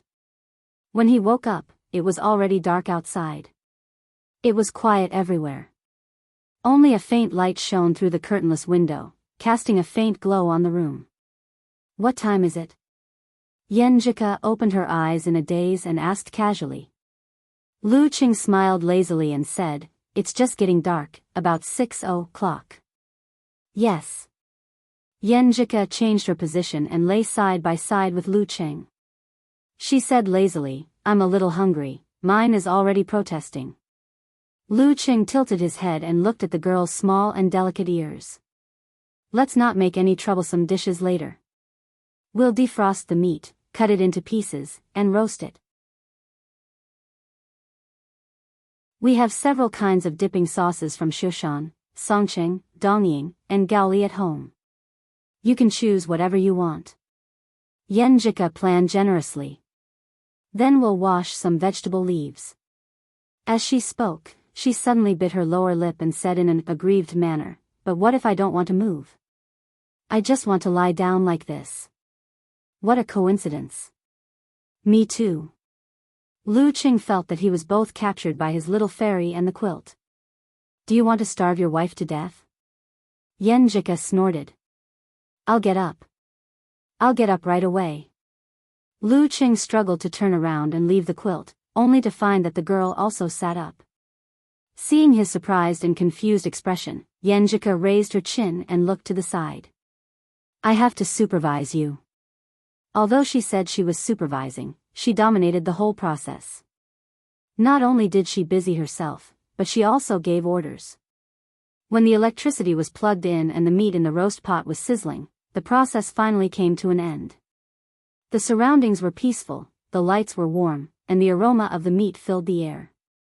Lu Qing and Yenjika looked at each other, smiled, and raised their glasses. It was impossible to be touched so often in life. This was enough. Don't overcook the meat. The fat parts of the beef are easy to crumble and the texture will harden.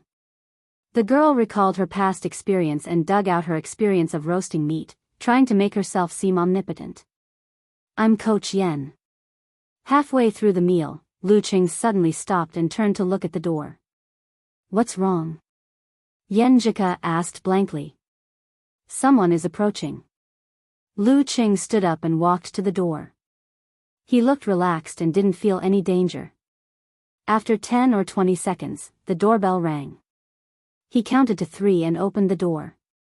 A middle-aged man in a black tuxedo with a bow tie of the same color stood outside. His shirt was neat and tidy. He had an eye-catching mustache and spoke with a strong accent. Hello, are you Mr. Lu Qing? Yes. Lu Qing looked at him, puzzled. The middle-aged man handed over an invitation with both hands and replied with a smile, My master would like to invite Mr. Lu to a banquet this weekend. If possible, he hopes that you can have a friendly duel with him. This will not be made public. Only the guests of the banquet can watch. A challenge is coming? Lu Qing thought. He took the invitation and opened it. He saw the logo of a fist holding a trident in the Immerse martial arts arena, the location of the banquet, the exact time, and the name of the signatory. Brandon. Lu Qing read out the name and knew who it was. He looked up at the middle-aged man and nodded politely. I'll be there on time. Thank you. The middle-aged man placed his right hand on his chest and bowed. After sending him off, Lu Qing closed the door and met Coach Yan's scrutinizing gaze. What's the matter? Yenjika could only vaguely hear the words banquet and duel. Brandon from the Jaruga sect wants to challenge me at a banquet of high standards. Lu Qing smiled casually. Brandon was the most popular Grandmaster of martial arts in the Immerse martial arts arena in recent years. He was only 22 years old and had already become a senior, which was equivalent to an inhuman. He had just turned 24 this year and was one of the top rising stars in the entire United States. His father, Adrian, was also a veteran martial artist. He was the middle-aged Caucasian man wielding a big sword that Lu Qing saw when he first arrived at the Immerse martial arts arena. 2 veterans, in one family had established the Jackson family's position in Connecticut. When? Yenjika's eyes sparkled as she asked with great interest. For such a formal challenge, safety was guaranteed. Moreover, both parties were at the inhuman stage and had strong control. Therefore, she wasn't worried. Tomorrow night. Lu Qing acted like an American movie. He bent down and extended his hand. Miss, would you like to go with me? My pleasure. Yenjika smiled sweetly and extended her hand. The next day at 7 in the evening, the couple arrived at the Riverside Manor in Songqing University's martial arts suit as a couple's outfit. Under the guidance of the servant, they entered the banquet hall. Lu Qing's nose itched with the smell of perfume, making him want to sneeze. He and Yen Zhika weren't dressed impolitely because the host of the banquet was also in a martial arts suit. Brandon stood by the floor-to-ceiling window, holding a glass of golden champagne. He raised his glass at Lu Cheng and Yen Zhika with a smile. He had black hair and brown eyes. He was tall and muscular, and his skin was close to bronze. He was full of power and pressure. Taking a sip of the champagne, Brandon laughed from afar. "Are you going to give us an opening dance or an ending dance?" As he spoke, he pointed at the open-air martial arts arena outside to prevent Lu Cheng from misunderstanding.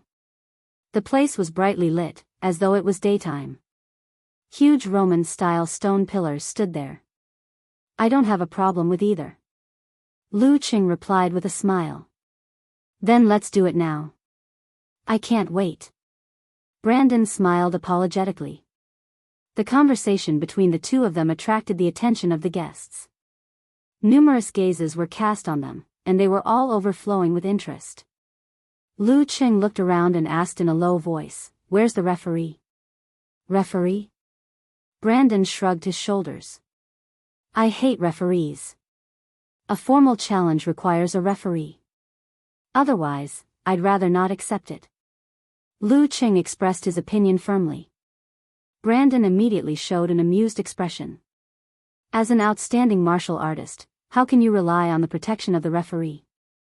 Don't tell me that you're scared and cowardly now that you're away from the referee. Have you forgotten that fighting is an art used on the battlefield? Have you forgotten the boiling blood and the courage of a man? Only those who are used to fighting without any protection are real men and real warriors. If you admit that you're a boy crying in his mother's arms and a shameful coward, then you can leave. Yen Zhika was infuriated by his words. Her body trembled slightly. "Let's go." Lu Cheng pulled her, turned around calmly, and walked towards the door. "If I hadn't experienced those few life and death battles, I would definitely be enraged. However, the more I experienced the feeling of walking on the edge of death, the less I want to take the initiative to try it. I'm not afraid, but that doesn't mean I like it. Since I started practicing martial arts, all the battles without a referee were either because I had absolute confidence or because I was forced into it. How can I take the initiative to jump into a dangerous situation? This is completely against my martial arts will. I'm not protecting my reputation." Yen Zhika followed him blankly. She suddenly calmed down under the surprised gazes of the guests. She held Lu Cheng's hand tighter. She felt that he was more courageous than accepting the challenge.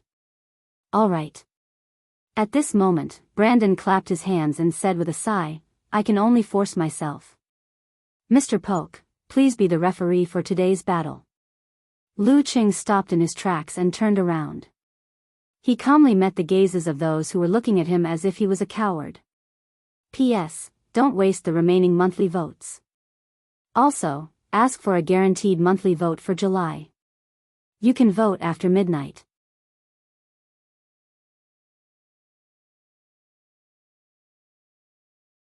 Chapter 526. The Jackson family held an important position in the entire Jaruga. There was no lack of experts attending their banquet. Even if Brandon didn't invite his father, Adrian, to be the referee to avoid suspicion, there were still other suitable candidates. Polk, who was not a member of the Msasi, came from another sect within the Jaruga Martial Arts Society that emphasized fist and kick. He was a veteran Grandmaster of martial arts for more than 20 years. He had a light yellow beard that was almost white, and his eyes were dark blue. When he raised his head, there were no wrinkles.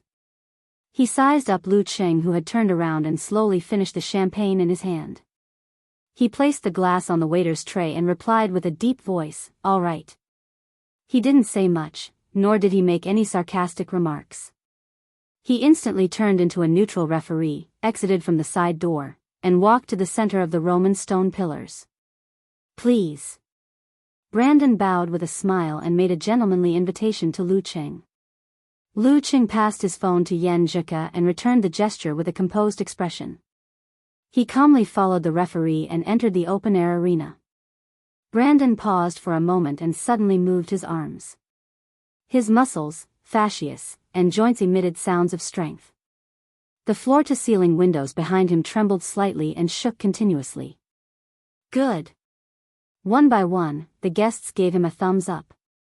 After the warm-up was over, Brandon walked out of the banquet hall with his heavy body and nimble footsteps like a human bear.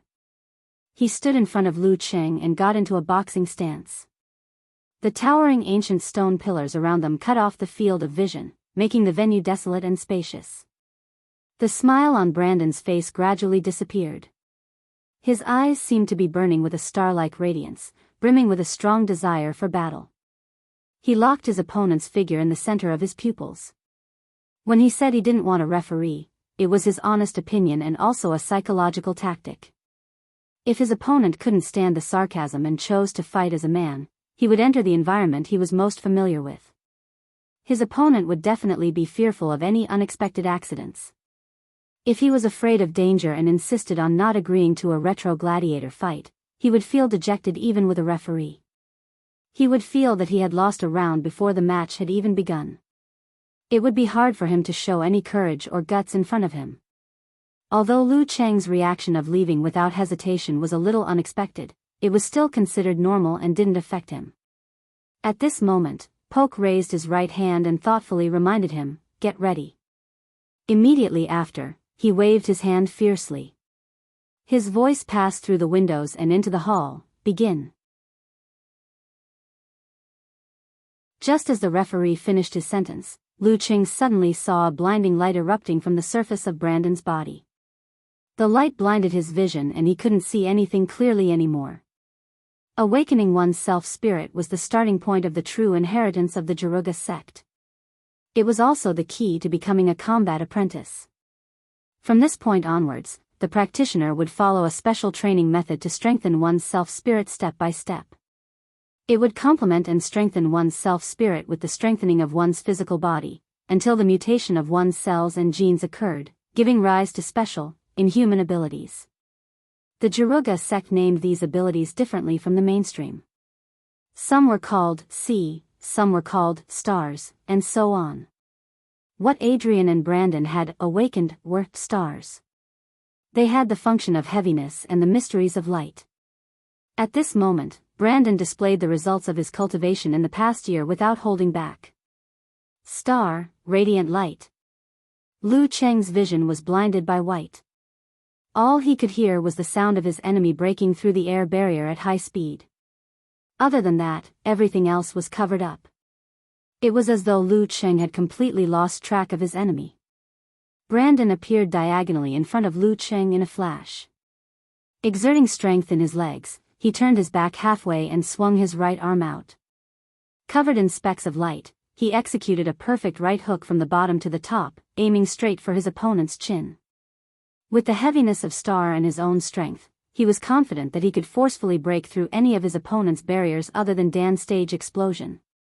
Moreover, the Jaruga sect's explosion was based on one's self-spirit.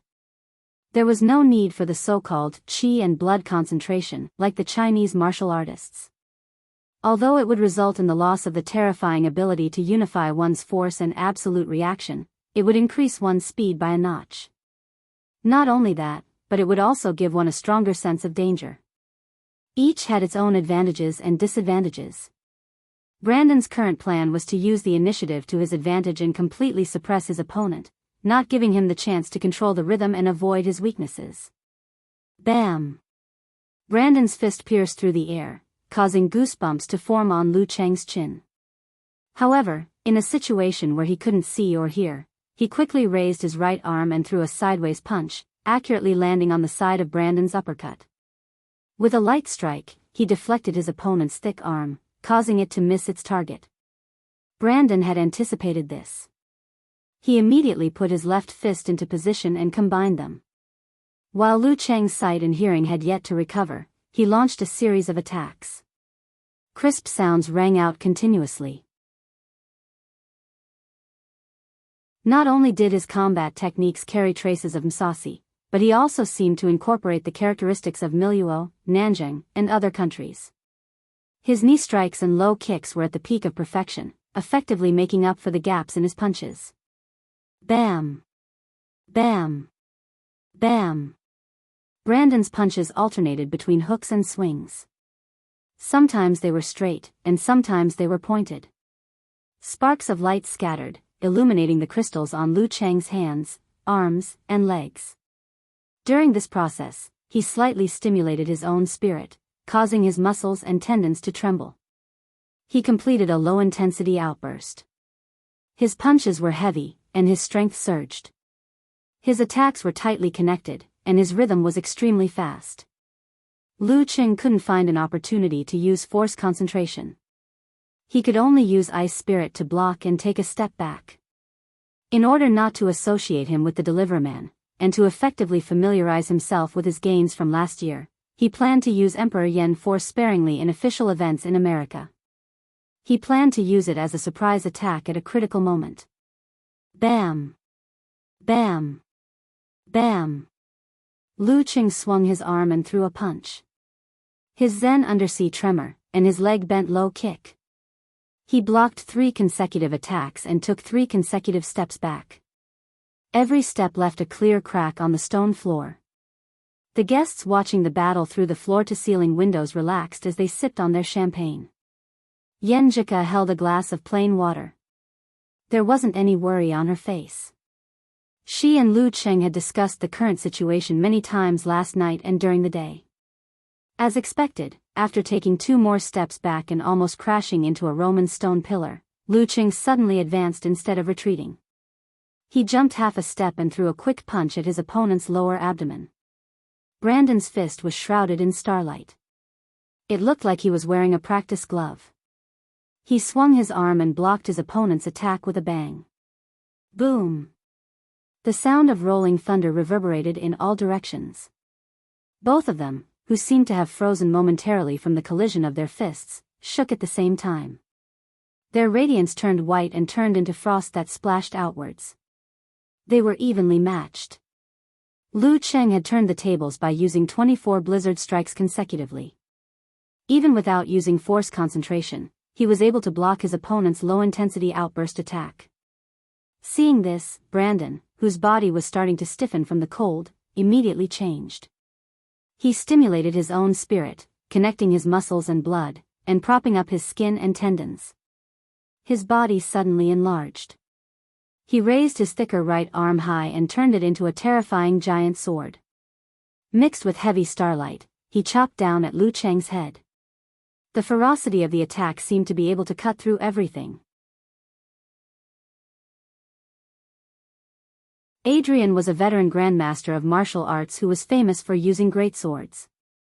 As his son, although Brandon disdained to rely on weapons, he had integrated swordsmanship and the corresponding use of stars into his punches and kicks. It had become his favorite way of attacking when he was in a frenzy. Before the great sword arrived, Lu Cheng's hair stood on end. Without hesitation, he circulated his qi and blood, stimulating the corresponding parts of his body. His muscles bulged, and his tendons protruded. Simplified fighting formula. The instant expansion stirred up the airflow in the surroundings. Together with the punch flew up into the sky and slammed into Brandon's arm. Boom! Transparent ripples spread rapidly. Cracks spread under Lu Cheng's feet. Brandon's arm, which had transformed into a sword, rebounded, causing his body to swing backwards. His qi and blood circulated again. Stimulated again, Lu Cheng took half a step forward expressionlessly. He clenched his fist and punched straight at his chest. The intertwining greenish-black muscles were filled with explosive power. So fast. Brandon was shocked. He didn't care that the frenzy wasn't over yet. He raised his left arm and swung the greatsword horizontally. It looked ordinary, but it was filled with accumulated strength. Bam! Flesh and blood collided. There was a dent, and the bones were slightly deformed. However, they immediately reverted to their original form. Brandon held his breath as he felt the majestic and terrifying impact. He was experienced. With a twist of his waist, he shot backwards like lightning and crashed into a Roman pillar. Stone chips flew everywhere, and the thick pillar swayed. It almost fell or broke. Lu Cheng wouldn't let this opportunity go. He outlined the attainment formula and once again used his chi and blood to stimulate his body, cutting down on the intermediate steps. With just a step, he closed in on his enemy. At this moment, Brandon's face lit up with excitement. The surface of his body shone again, suppressing the surrounding streetlights and illuminating the entire open-air arena. In the abnormal brilliance, silhouettes appeared one after another. They all looked like Brandon. They pounced on Lu Cheng from all directions, forcing him to react with absolute reaction. Jaruga's star's technique, illusory light. The Roman pillars in the arena weren't there to look good or to show taste. Their position effectively affected reflection and refraction, making the illusory light stronger and closer to reality. To Brandon, the other 7 silhouettes were formed by light energy. They could also cause damage. They weren't fake. P.S. Since everyone doesn't like the old rules, I'll update first. Also, I'd like to thank everyone. Although the June update didn't decrease, it was still unstable. Martial arts actually made it into the top 10 monthly votes for the first time, ranking 9th. With the increasing number of books in circulation, it wasn't easy at all. Also, please guarantee the monthly votes.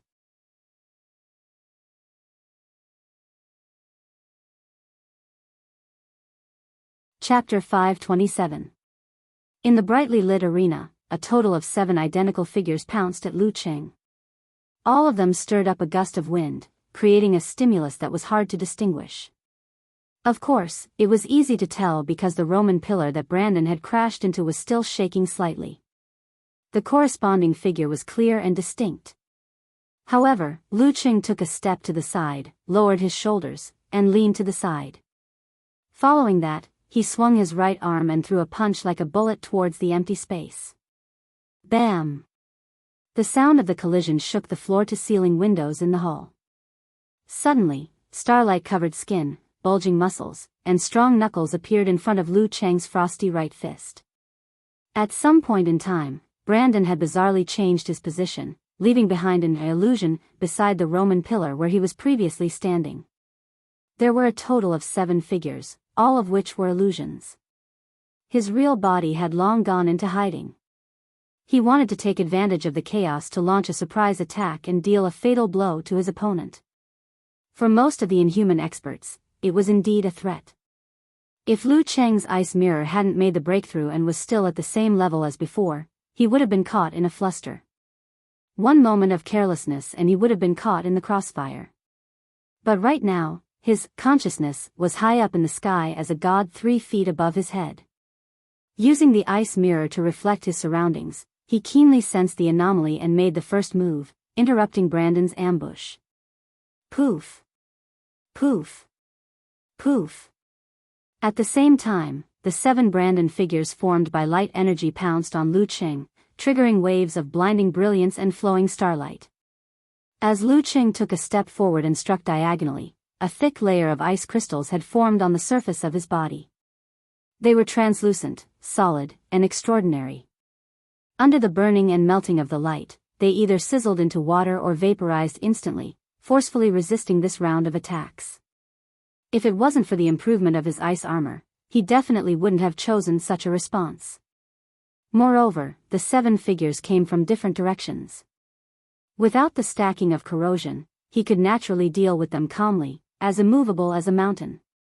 Amidst the explosion, as the 7 figures disappeared, Brandon's silhouette was quickly outlined. His left hand bounced back, swinging involuntarily as he felt an unbearable pain. His punch was interrupted and he was almost injured. The pain stimulated Brandon's soul, causing him to have a strong desire for violence. He was like a soldier whose eyes were bloodshot.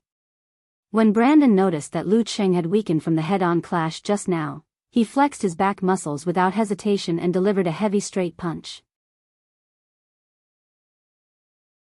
Under the cover of such a ferocious attack, he stepped forward with his left foot and tripped Lu Cheng's legs, acting as both a fulcrum and a rope. This was the jutsu of the Jaruga sect. Brandon wanted to turn the battle into a ground fight. He would rely on the skillful coordination of his constellation ability to unleash various techniques to break the enemy's so-called listening skill and completely subdue him.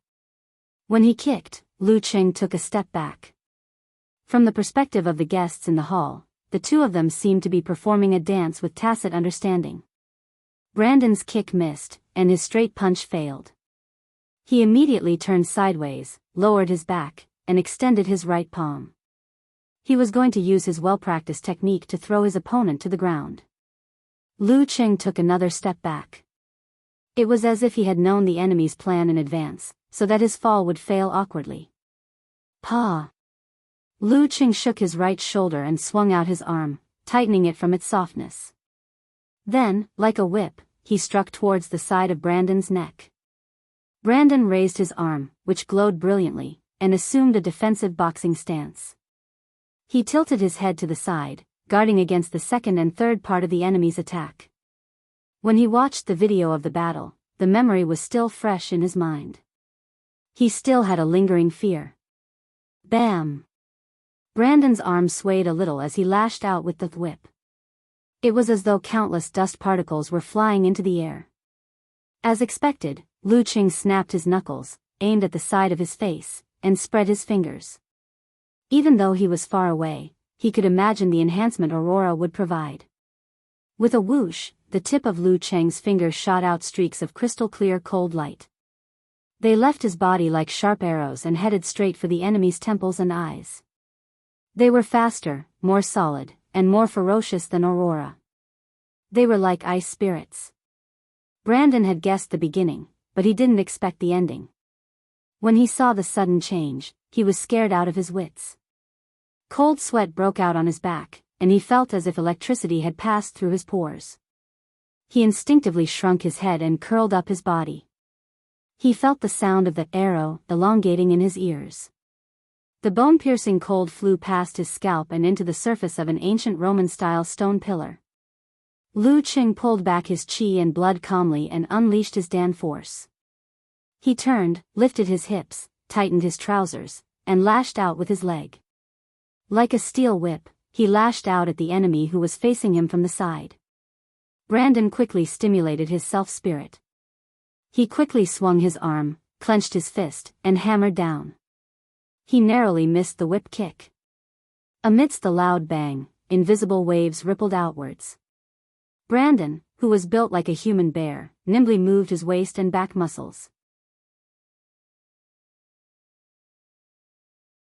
Despite being at a disadvantage, he used the force to leap away, instantly widening the distance between them to more than 10 meters.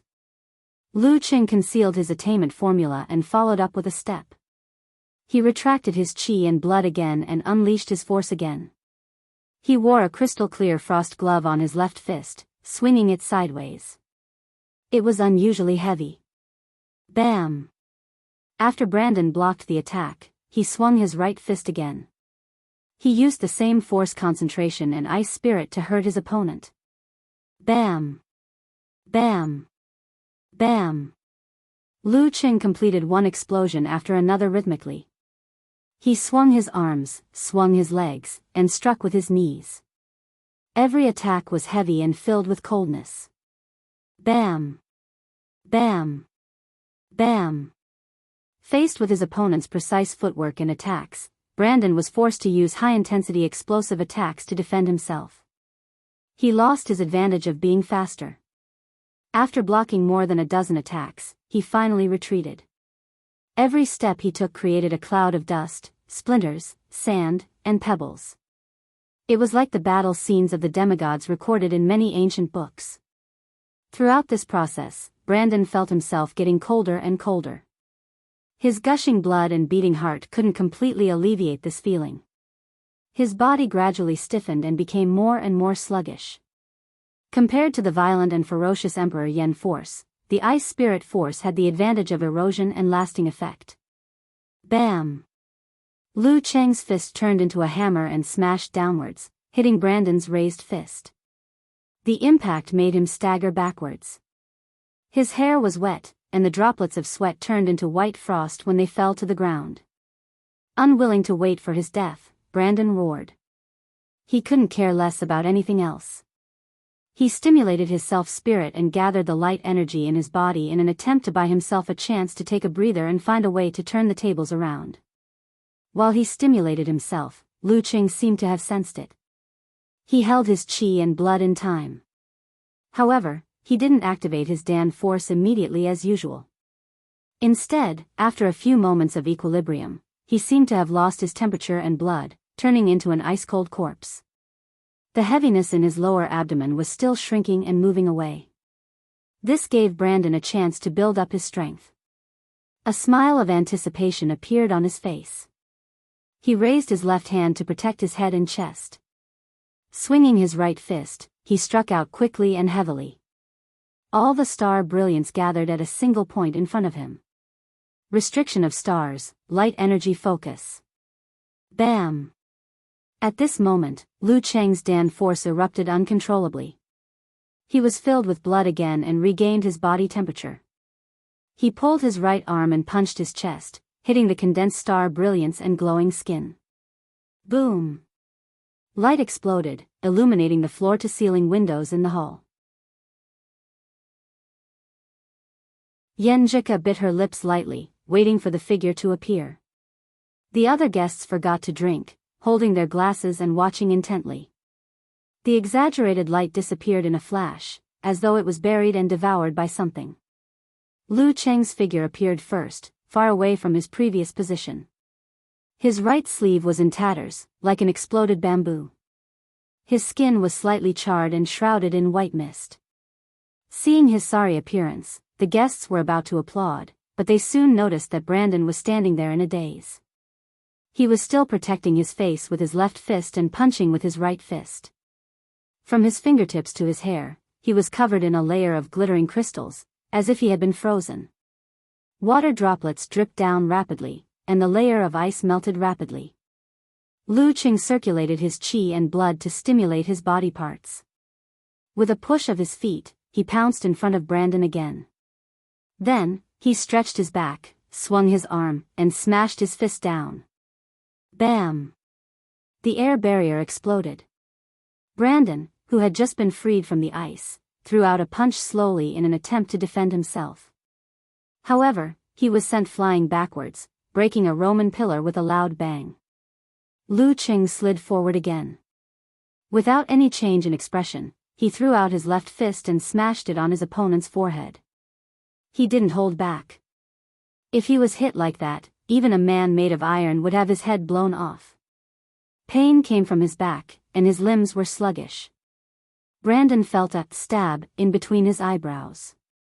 All he could see was Lu Cheng's fist, which was getting bigger and bigger, filling up his entire vision. At that moment, he clearly felt the taste of death. He couldn't help but tremble.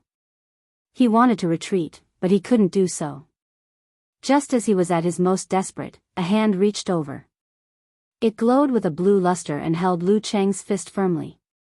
The referee, Poke, had made his move, announcing the result of the match. Brandon lost. Lu Qing won. Lu Qing retracted his fist, saluted, and walked towards the side door with a smile. He walked towards Yenjika, who was walking towards him. Phew. Brandon was still sitting on the pile of broken rocks, enjoying the beauty of being alive. He wasn't an idiot. He understood that Lu Cheng's not holding back at the end was a small proof. After entering the banquet hall, Lu Cheng and Yenjika exchanged glances. They whispered in unison, "Let's go." Wouldn't it be asking for a snub to stay at Brandon's banquet after winning? In ancient times, that would be asking for a beating. When the words entered their ears, the couple couldn't help but laugh. They walked towards the door hand in hand. No one tried to stop them. The room was silent. Outside the door, the night sky was dark. The evening breeze blew gently. Lu Cheng and Yenjika walked further and further towards the car park. Only their soft Chinese voice could be heard. You waited until the light energy focus before you tried that move of yours. Was it to better experience the characteristics of the Jaruga sect? Yeah. I keep feeling that this style is a little familiar. Maybe I was infected by the priest. P.S. I'm done with my work. Begging for monthly votes.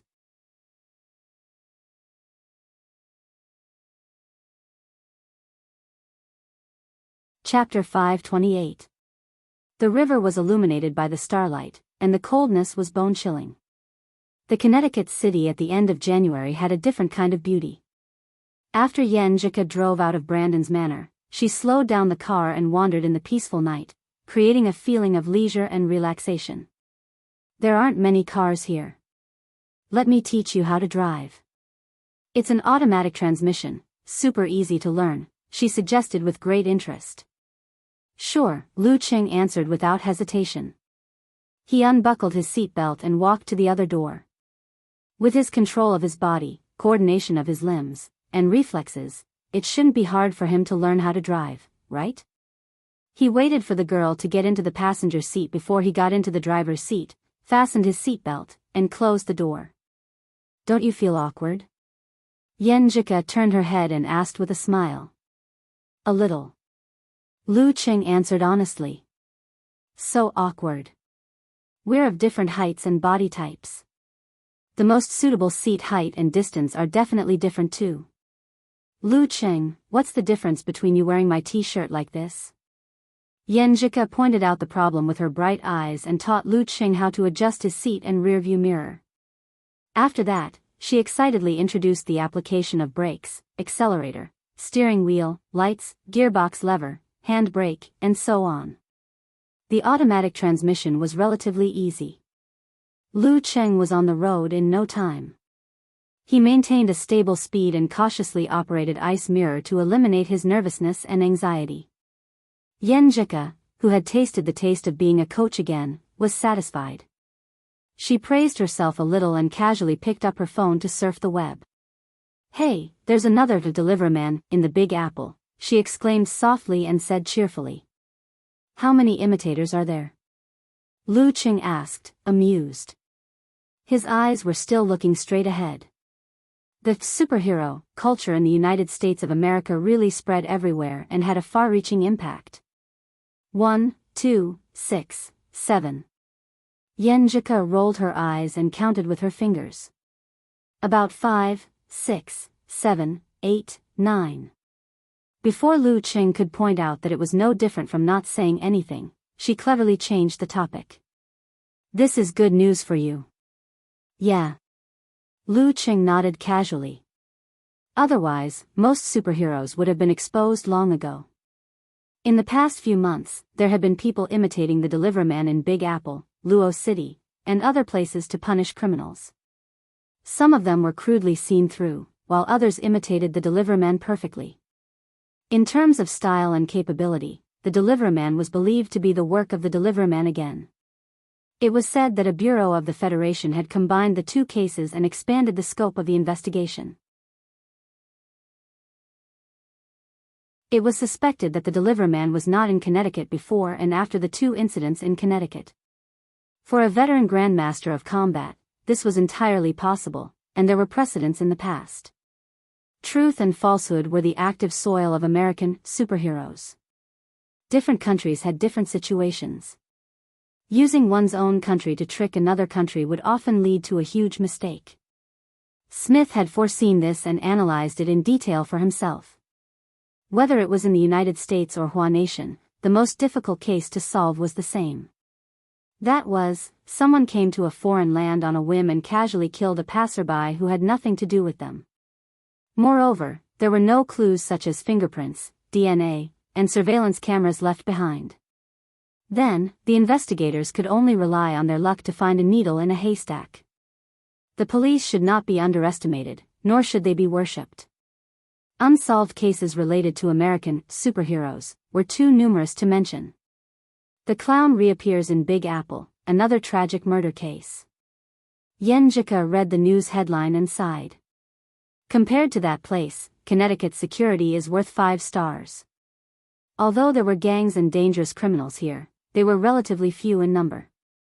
Also, none of them had antisocial personalities and would not provoke the government.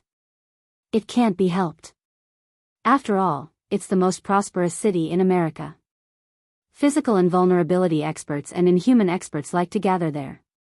Once the number of experts increases, it's normal to have a few scumbags and perverts. Haven't there been experts who took revenge on society in places like Beijing, Huahai, Huacheng, and Mosheng? Haven't there been vicious cases with huge impact that went unsolved?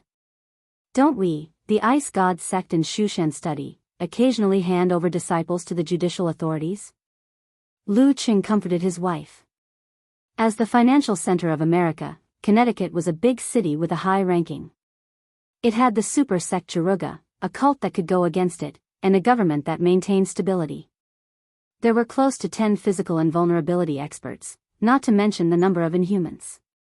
So far, only 2 dangerous criminals had appeared, which showed that the security was good. Of course, it was only limited to certain areas. Similarly, places like Beijing, Huahai, and Mosheng were also places where experts gathered. It was just that the control was stricter, so there weren't many vicious cases. To the residents of Connecticut or the Big Apple, super criminals weren't the biggest threat. In modern society, once exposed, they would definitely be arrested and dealt with. Such perverted murderers wouldn't dare to commit crimes openly. They would either be like Mizuski, who relied on seduction and gradual corruption, or like the butcher, who chose places with insufficient surveillance resources. As long as they didn't go to places they weren't supposed to and could resist the temptation, the danger level was actually very low. Of course, after Lu Cheng's cleanup, it was close to zero. To the average person, the biggest threat was terrorists, people who wanted to take revenge on society, and newbies who thought they could easily escape surveillance. Yenjika's own strength was more than enough to deal with them, not to mention she had a full-time bodyguard. Auntie Do, I'm just saying I live a life in the classroom, library, home, and supermarket every day. I almost never attend parties or gatherings. Who would target me for no reason? As Yenjika spoke, she suddenly frowned and looked ahead. After pausing for a moment, she said, Cheng, do you not know the way? Seems like we're driving the wrong way. Lu Qing answered calmly, yeah, it's my first time here. How could I know the way? Besides, who would remember the way in a car? So self-righteous. Yenjika was stunned for a few seconds. When did we go the wrong way? We should have turned left at the intersection with the bridge. We passed that intersection before you mentioned the clown. Lu Qing thought for a moment and said with a strange expression. When I was counting how many delivery men? Yenjika asked casually as she entered the map and planned to navigate. No, it was even earlier. Lu Qing answered honestly. When I said the delivery men appeared in the Big Apple again? Yenjika blinked. Even earlier. Lu Qing reminded her with a trembling expression. Even earlier? Isn't that when I teach you how to drive? Yenjika laughed out loud. If she had an emoji pack, she would definitely choose to slam the table. Even earlier. Lu Qing drove with a solemn expression. Earlier? Then I'm not driving. Yenjika paused and thought for a moment. She raised her phone and cheered. Just treat it as a drive. Isn't that great? But I'm hungry. Lu Qing nodded his head silently. In the Riverside manor, Brandon pulled himself together and chatted with the guests. Although he didn't know that victory and defeat are common in war, his performance was very apartment. After the formalities, he used an excuse to change and went to the second floor. He saw his father, Adrian, standing at the balcony at the end of the corridor, looking at the flowing water. How do you feel? Adrian turned around and asked. Brandon took a deep breath and exhaled slowly. Stronger than me. Adrian nodded slightly and added calmly, and he looks like he's experimenting and practicing the new ice sect technique. Brandon didn't want to admit it, but he answered honestly. Yes, a smile appeared on Adrian's face as he spoke calmly. You have to remember that there aren't many people who can become a martial artist's lifelong enemy. Among them, there are bound to be arrogance and conceit. February 1st, Sunday afternoon. Lu Cheng, who had completed his daily training, and Yenjika, who had finished her homework, drove to the biggest supermarket nearby to buy ingredients and daily necessities for the Chinese New Year. After filling up 2 cars, they stopped at the cashier and took out the items one by one to pay for them. Yenjika watched as her husband busied himself. She helped him from time to time, looking relaxed and comfortable. She even started thinking about the dishes for their reunion dinner. At that moment, she saw Lu Qing take out 6 boxes with a calm expression and pass them to the cashier. She didn't know how many boxes of condoms they contained. When did he take them? How can he just buy them like that? Yenjika was stunned. Her cheeks were burning. She quickly turned her head to the side and pretended not to know the guy in front of her. Why couldn't he just be like before and come here to buy it on his own? After paying the bill and exiting the supermarket, Yenjika glared at Lu Qing in embarrassment. You're getting better at it. What? Lu Qing was confused. That. Yenjika pointed at the boxes on top. Lu Qing broke into laughter and answered calmly, it's not my first time.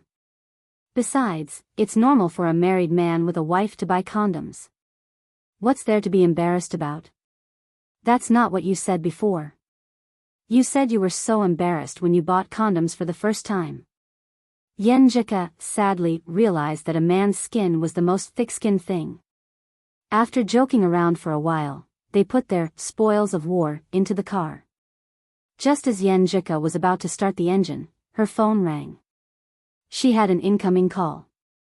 After a while, she pressed down on the receiver and looked at Lu Qing. The consulate and the International Student Union want to organize a celebration for the Chinese New Year. Do you want to join? Chinese New Year is my birthday too. Lu Qing took the initiative to express his opinion. Of course, it's just the two of us. Yenjika smiled and didn't say anything else. She rejected the invitation.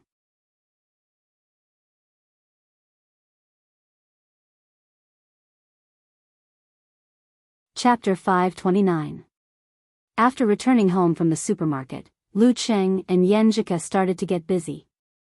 They first planned the menu for the next 2 days and then put on a show like Mandarin duck chopping pork with 2 knives.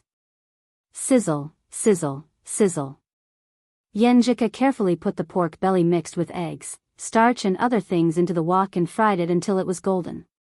She then took it out and threw it into the bowl beside her. Then, a hand filled with frost reached out like lightning and grabbed the pork belly. She took 2 bites and felt the fragrance and tenderness of the meat. It's delicious, Lu Qing said vaguely. He then put the remaining half of the piece in front of the girl's mouth. Try it. This was the must-have crispy pork in Shushan. The selection of ingredients, and cooking method were slightly different from other places. It was more tender and smooth, but also easier to get tired of. Even with Lu Qing's appetite, it was difficult to eat more than 10 pieces in a row. He had to eat other food to neutralize it. Crispy pork was the most delicious when it was just out of the pot. When his family was not very rich, he would stay by the stove and eat every piece until his mouth was full of oil and his stomach was full and he felt disgusted. Then he left reluctantly. Although Yenjika didn't like greasy food, she didn't dislike the freshly fried crispy pork at all. However, she could only eat 2 pieces at most. The alluring aroma and delicious taste were one of the New Year's delicacies in her hometown. After the first meal, the crispy pork could be kept in the refrigerator for a long time. Every time Lu Qing's mother, Qi Fang, made tofu and vegetable soup, she liked to add a few pieces of crispy pork and add some oil and gas to make it more fragrant. At that time, the crispy pork was not as greasy as before. Yenjika opened her mouth slightly and took a bite of the crispy pork Lu Qing handed to her. She chewed a little and smiled, praising herself, it's really good. I can do this with just a recipe and a few words from Empress Dowager. Please call me Chef Yen. She was more confident and put another piece of pork belly into the pot. Lu Qing quickly blocked the splashing oil droplets with his palm and eliminated all hidden dangers. They cooked and tasted and cooked. When they filled the table with dishes, they were already half full. I'm so tired. I don't want to cook unless it's a holiday. Yenjika stretched her arms and said half proudly and half with emotion. Lu Qing immediately reached out his hand and helped her massage. He echoed with a smile and said, that's right. In the future, we'll hire an auntie who knows how to cook. When we feel like it, we'll make it ourselves. But it's not bad to see you busying around and finding opportunities to eat from time to time. Yenjika lifted the glass of juice and extended it to Lu Cheng.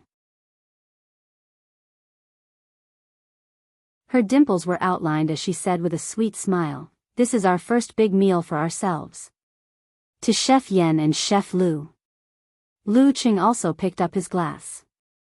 In Xing province, Dun Zi was the sous chef in charge of cutting and garnishing vegetables. Ding dang. The wine glasses clinked and the water swirled. The young couple each took a sip. They felt that the surroundings were very quiet and the light was very soft. Their hearts were very warm. After eating and drinking to his heart's content, Lu Cheng took on the role of the main force. Under the disturbance of Yenjika, who seemed to be drunk from drinking fruit juice, he managed to clean up the dining room and kitchen. Back on the second floor, the two lay on the bed very close to each other and chatted endlessly. Occasionally, they would surf the internet to find something to talk about. Even time seemed to slow down. Lu Cheng's cell phone rang from time to time. They were all congratulatory messages for his birthday. Based on the reality that China was 12 or 13 hours earlier, he had entered the first day of his 21st birthday in China. However, the young couple was still, stubbornly, waiting for the arrival of midnight in Connecticut. At 11:30, Yenjika suddenly stretched out her leg and nudged Lu Cheng. "Cheng, you go take a shower first. It's almost 12. I'll go after that." Lu Cheng answered with a little confusion. Go, take a shower first. You stink." Yenjika used both hands and feet to drive him out of the bed with an itchy expression on her face. Is this the rhythm of a surprise gift? Lu Cheng's heart skipped a beat. He deeply felt that he was really unromantic just now. Okay. He pretended to be helpless and slow. He took a change of clothes and walked out of the room to the bathroom.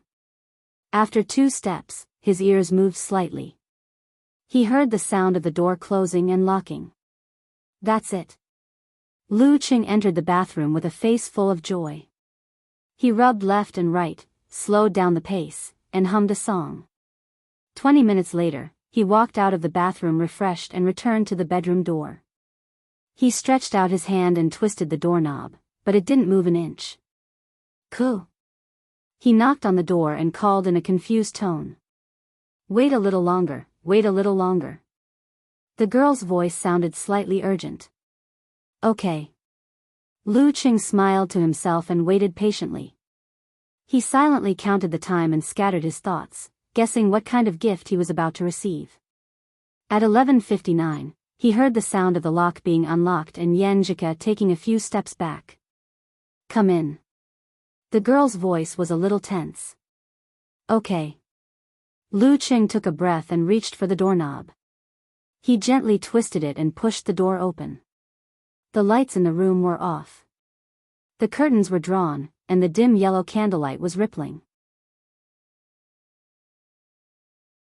In the quiet darkness, Yenjika wore a white fluttering veil and a wedding dress that outlined her beautiful curves. The layers of lace were faintly discernible, making her look as pure and beautiful as an angel descending from heaven. At this moment, she was holding a homemade cream cake in her hands. There were 21 candles on the cake, and the light from the candles flickered like a soul. Seeing Lu Cheng's stunned face, the girl was a little embarrassed and forgot to say happy birthday. She raised her chin and said, "I ordered the dress. We haven't taken wedding photos yet." "Yeah." Lu Cheng replied with lingering eyes. Yenjika pursed her lips and smiled. She looked at the ceiling and said, "Then I'll invite you to take the photos tomorrow. There's no class this afternoon. We'll go to Left Lake Pier, Riverside Park, Wilson Square, Adams Garden, and Westminster Building." "Yes, we'll take the photos ourselves." "You've already prepared the strategy?"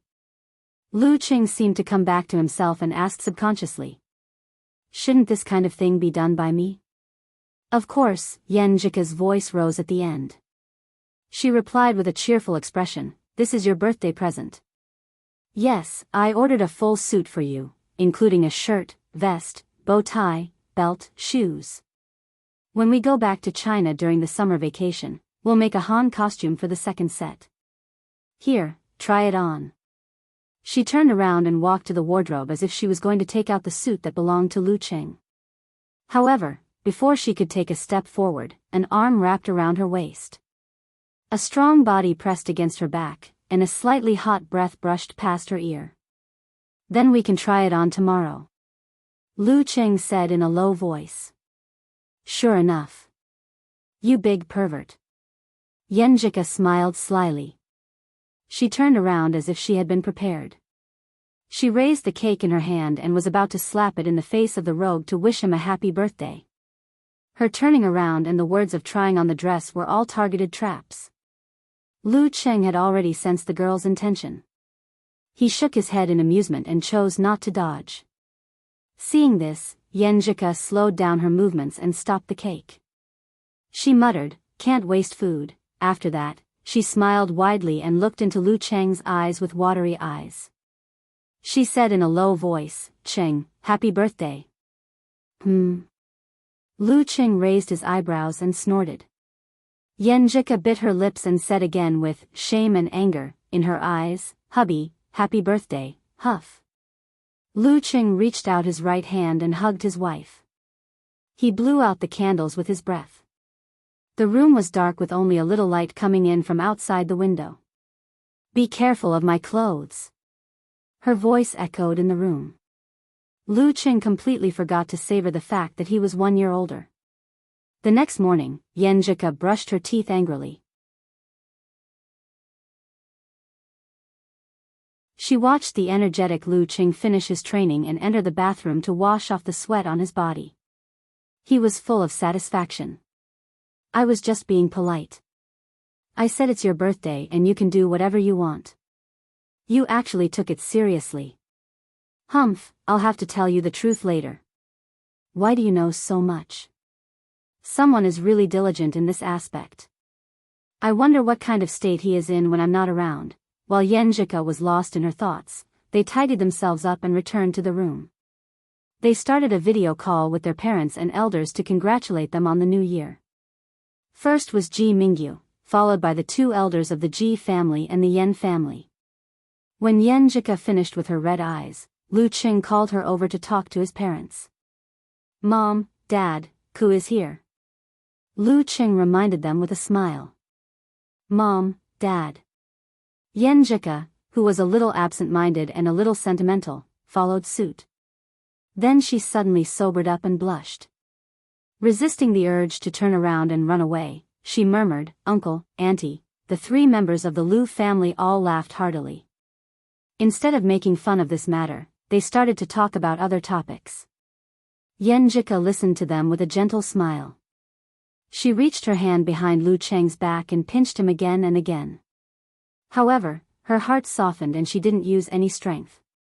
In a cheerful atmosphere, the couple started a new day. First, they listened to lectures. Then, they went to the Left Lake Pier for dinner. They went on a date to take wedding photos. Although they weren't skillful enough, they were full of memories. These were not only stored in the camera but also in their minds. In the evening, the tired, only Yenjika, but excited couple returned home. They cooked a table full of New Year's Eve dishes and swept everything away like a hurricane. After that, they curled up together and waited for the midnight of Connecticut again. Yenjika fell into a deep sleep. Lu Cheng turned his head and looked at her with a smile in his eyes. When it was close to dawn, he woke her up. He shook his left hand and sprinkled a sky full of sparkles. There was a little flame hidden in every sparkle. There was no exception. New Year's Eve. Firecrackers. Lu Cheng shouted in a low voice. His face was full of smiles. In his mind flashed the upcoming National League in the professional circle he would join in the second half of the year. Yenjika looked at him in a daze. Her eyes were full of brilliance and brilliance. A new year, a new beginning. Only we are no longer alone.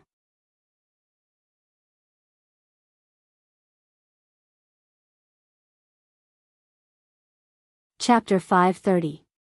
For the next 10 days or so, Lu Cheng, who had learned a lot from his match with Brandon, laid low. He didn't even look for grandmasters of martial arts or powerful spirit cultivators to spar during the weekend. Instead, he pondered seriously and made up for his mistakes bit by bit. Among them, his self-created lament of the Ice Queen was still a distance away from the harsh requirements of actual combat. If he hadn't completely suppressed Brandon, he might not have been able to use it in time. He had to experiment, modify, and familiarize himself with it. Without relying on the suppression of the power of the Jean Dan, the lament of the Ice Queen was equivalent to severe warning. However, there was an internal and external difference. One froze one's mind, while the other froze one's body. Both had their own characteristics, mysteries, and advantages. Thoughts flashed through his mind. He leaned against a corner and looked at the classroom. While keeping an eye out for any accidents, he pondered over similar questions. At this moment, his phone suddenly vibrated twice. He picked it up and saw that it was a WeChat message from Smith. He used someone else's email account to contact Lu Cheng for confidential information and then cleaned it up afterward. Normally, he would rely on Chinese communication tools. It was as though they had established a true friendship through daily contact. Lu, there's going to be an exciting movie today. If I hadn't been monitoring the vicinity of the Holy Top Church from afar, I wouldn't have noticed Pavel sneaking out during the busiest time of the day. It's almost Valentine's Day, so he might not be able to hold it in. Pavel, that perverted bishop who loves children and girls? Lu Cheng asked a few questions out of curiosity. He roughly understood what Smith meant by exciting movie. The Deliverman's first two cases were the arrest of Joseph of the Jaruga sect and of righteous execution of Mizuski, who had a close relationship with spirit cultivators. The two spirit cultivators belonged to the Kagri group of the Jaruga sect. All in all, the higher-ups of the Jaruga sect couldn't help but suspect that the Deliverman was targeting them. Even though he had punished criminals a few more times, it was probably just a cover-up. As for who would target the Jaruga sect of the Nature sect, the Mission sect was definitely in the top 3 suspects. They had sufficient resources and ability to transfer mighty ones from other big cities to interfere with surveillance and erase suspicion. Furthermore, their holy light could easily disguise itself as a superpower of flames and explosions. After the Butcher incident, the Mission's quick response and relentless pursuit of public opinion made the higher-ups of the Jaruga sect feel that they had grasped the truth. As a warning and revenge, they set their sights on Pavel, who was also responsible for a case and angered the public.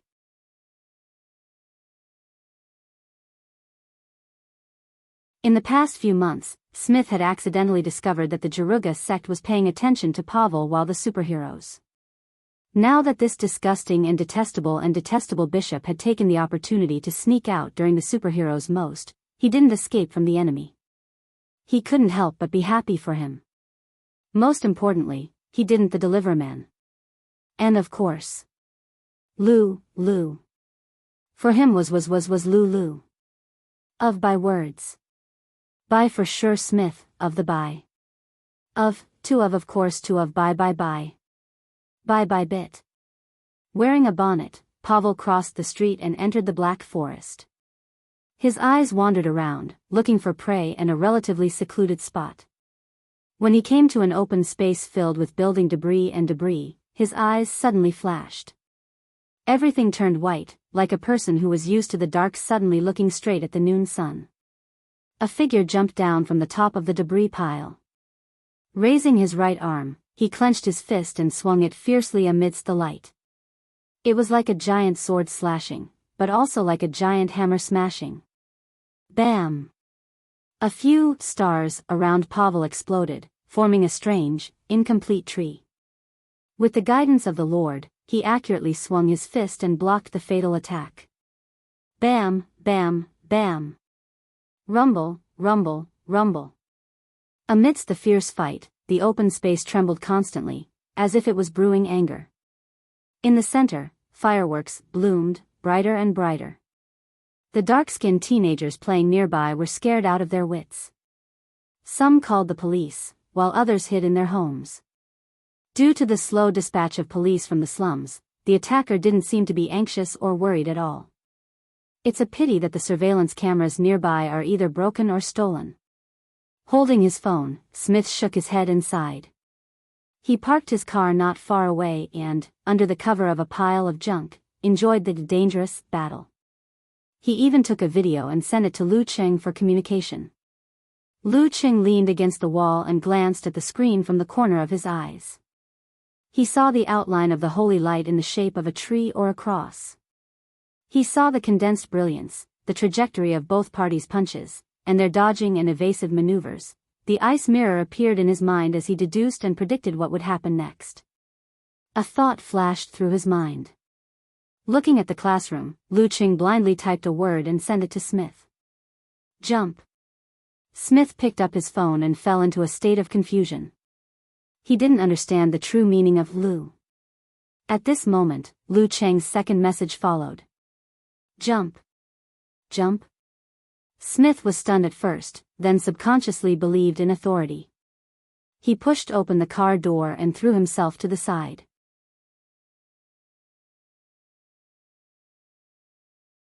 With a roll, he hid behind a house. He saw a ball of fire flying from the battlefield, smashing through the front windshield of the car and smashing into the seat where he was sitting 10 seconds ago. Boom! A dull thud resounded, waves of fire splattered, and glass flew everywhere. Smith couldn't care less about the surveillance cameras. He felt fear and relief at the same time. Although such an attack couldn't kill him, it wasn't easy to bear either. Having an extremely dangerous friend wasn't necessarily a bad thing. After a brief moment of shock, he reported the incident to the Department of Homeland Security as an agent who happened to pass by. But by the time the reinforcements arrived, the battle was already over. With the appearance of a helper who seemed to be a spirit cultivator, the attacker finally finished off Pavel, destroyed the corpse and traces of the crime scene, and left. The government has to issue a warning to Jaruga and the church. They should be quiet for a long time after this. Smith sent a message to Lu Cheng as he reported the losses. As someone who leaned towards justice and law enforcement, he didn't hand over the video he took. It's best if people like Pavel are dead. On the way home after school, Yenjika listened to Lu Cheng's description of the incident while driving. Her eyes widened. You can already predict the development of the battle 20 seconds later? Provided there are no changes. Who knows what other tricks those two guys have up their sleeves? Lu Cheng smiled calmly. In other words, you're at most 60 to 70% sure. If there are any changes, wouldn't Spider's jump be in vain? Yenjika was half enlightened and half confused. Jumping won't kill you. Lu Cheng chuckled, not minding it at all. Spider lacks actual combat experience. It's not bad to do some vigorous exercise once in a while. Valentine's Day was also the second anniversary of Lu Cheng and Yenjika's relationship. The girl received a pair of resplendent earrings and a photo album. A photo album? Yenjika was surprised, happy, and confused. She took it and placed it on her lap. On the cover of the album was the words, "A gift from time," handwritten by someone. Handwriting, I won't comment on the handwriting. The girl chuckled and opened the album. The first page was of the exterior of the martial arts arena, the second page was of Weishui Lake, and the third page was of Long Bridge at night. Every page was a scene she was extremely familiar with. At the end of the page were the suspended glass bridges and other sights they had experienced before. You've been there before? Yenjika looked up and asked in surprise and delight.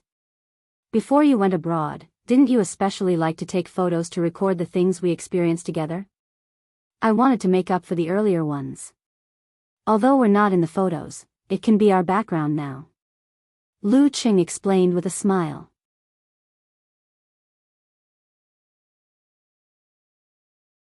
Yenjika's eyes lit up. She lowered her head and stroked the surface of the photo. Her dimples were shallow. Your photography skills are a little bad, but since you put in so much effort, I'll reluctantly accept it. Do you like it? Lu Cheng asked with a smile. Yenjika rolled her eyes and glared at him. She turned her head to the side and answered softly, "I like it very much." After that, she changed the topic and showed a nostalgic expression. "I kind of miss the cafeteria of Songqing University. I still remember the shredded pork with fish with shredded onions and the boiled meat slices with a spoon of boiling oil.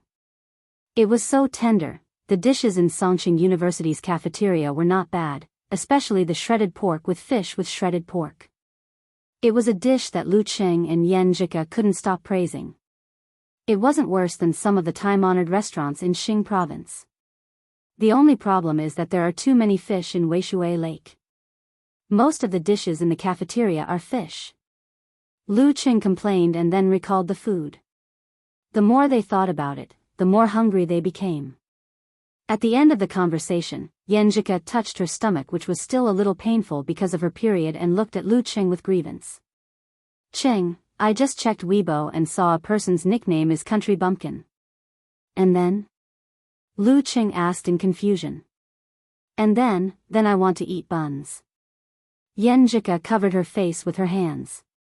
After Valentine's Day, Lu Qing waited for Aunt Du to call off her leave. He carried his luggage and boarded the flight back to China.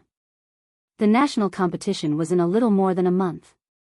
P.S. Looking for recommendation tickets on Monday, monthly tickets.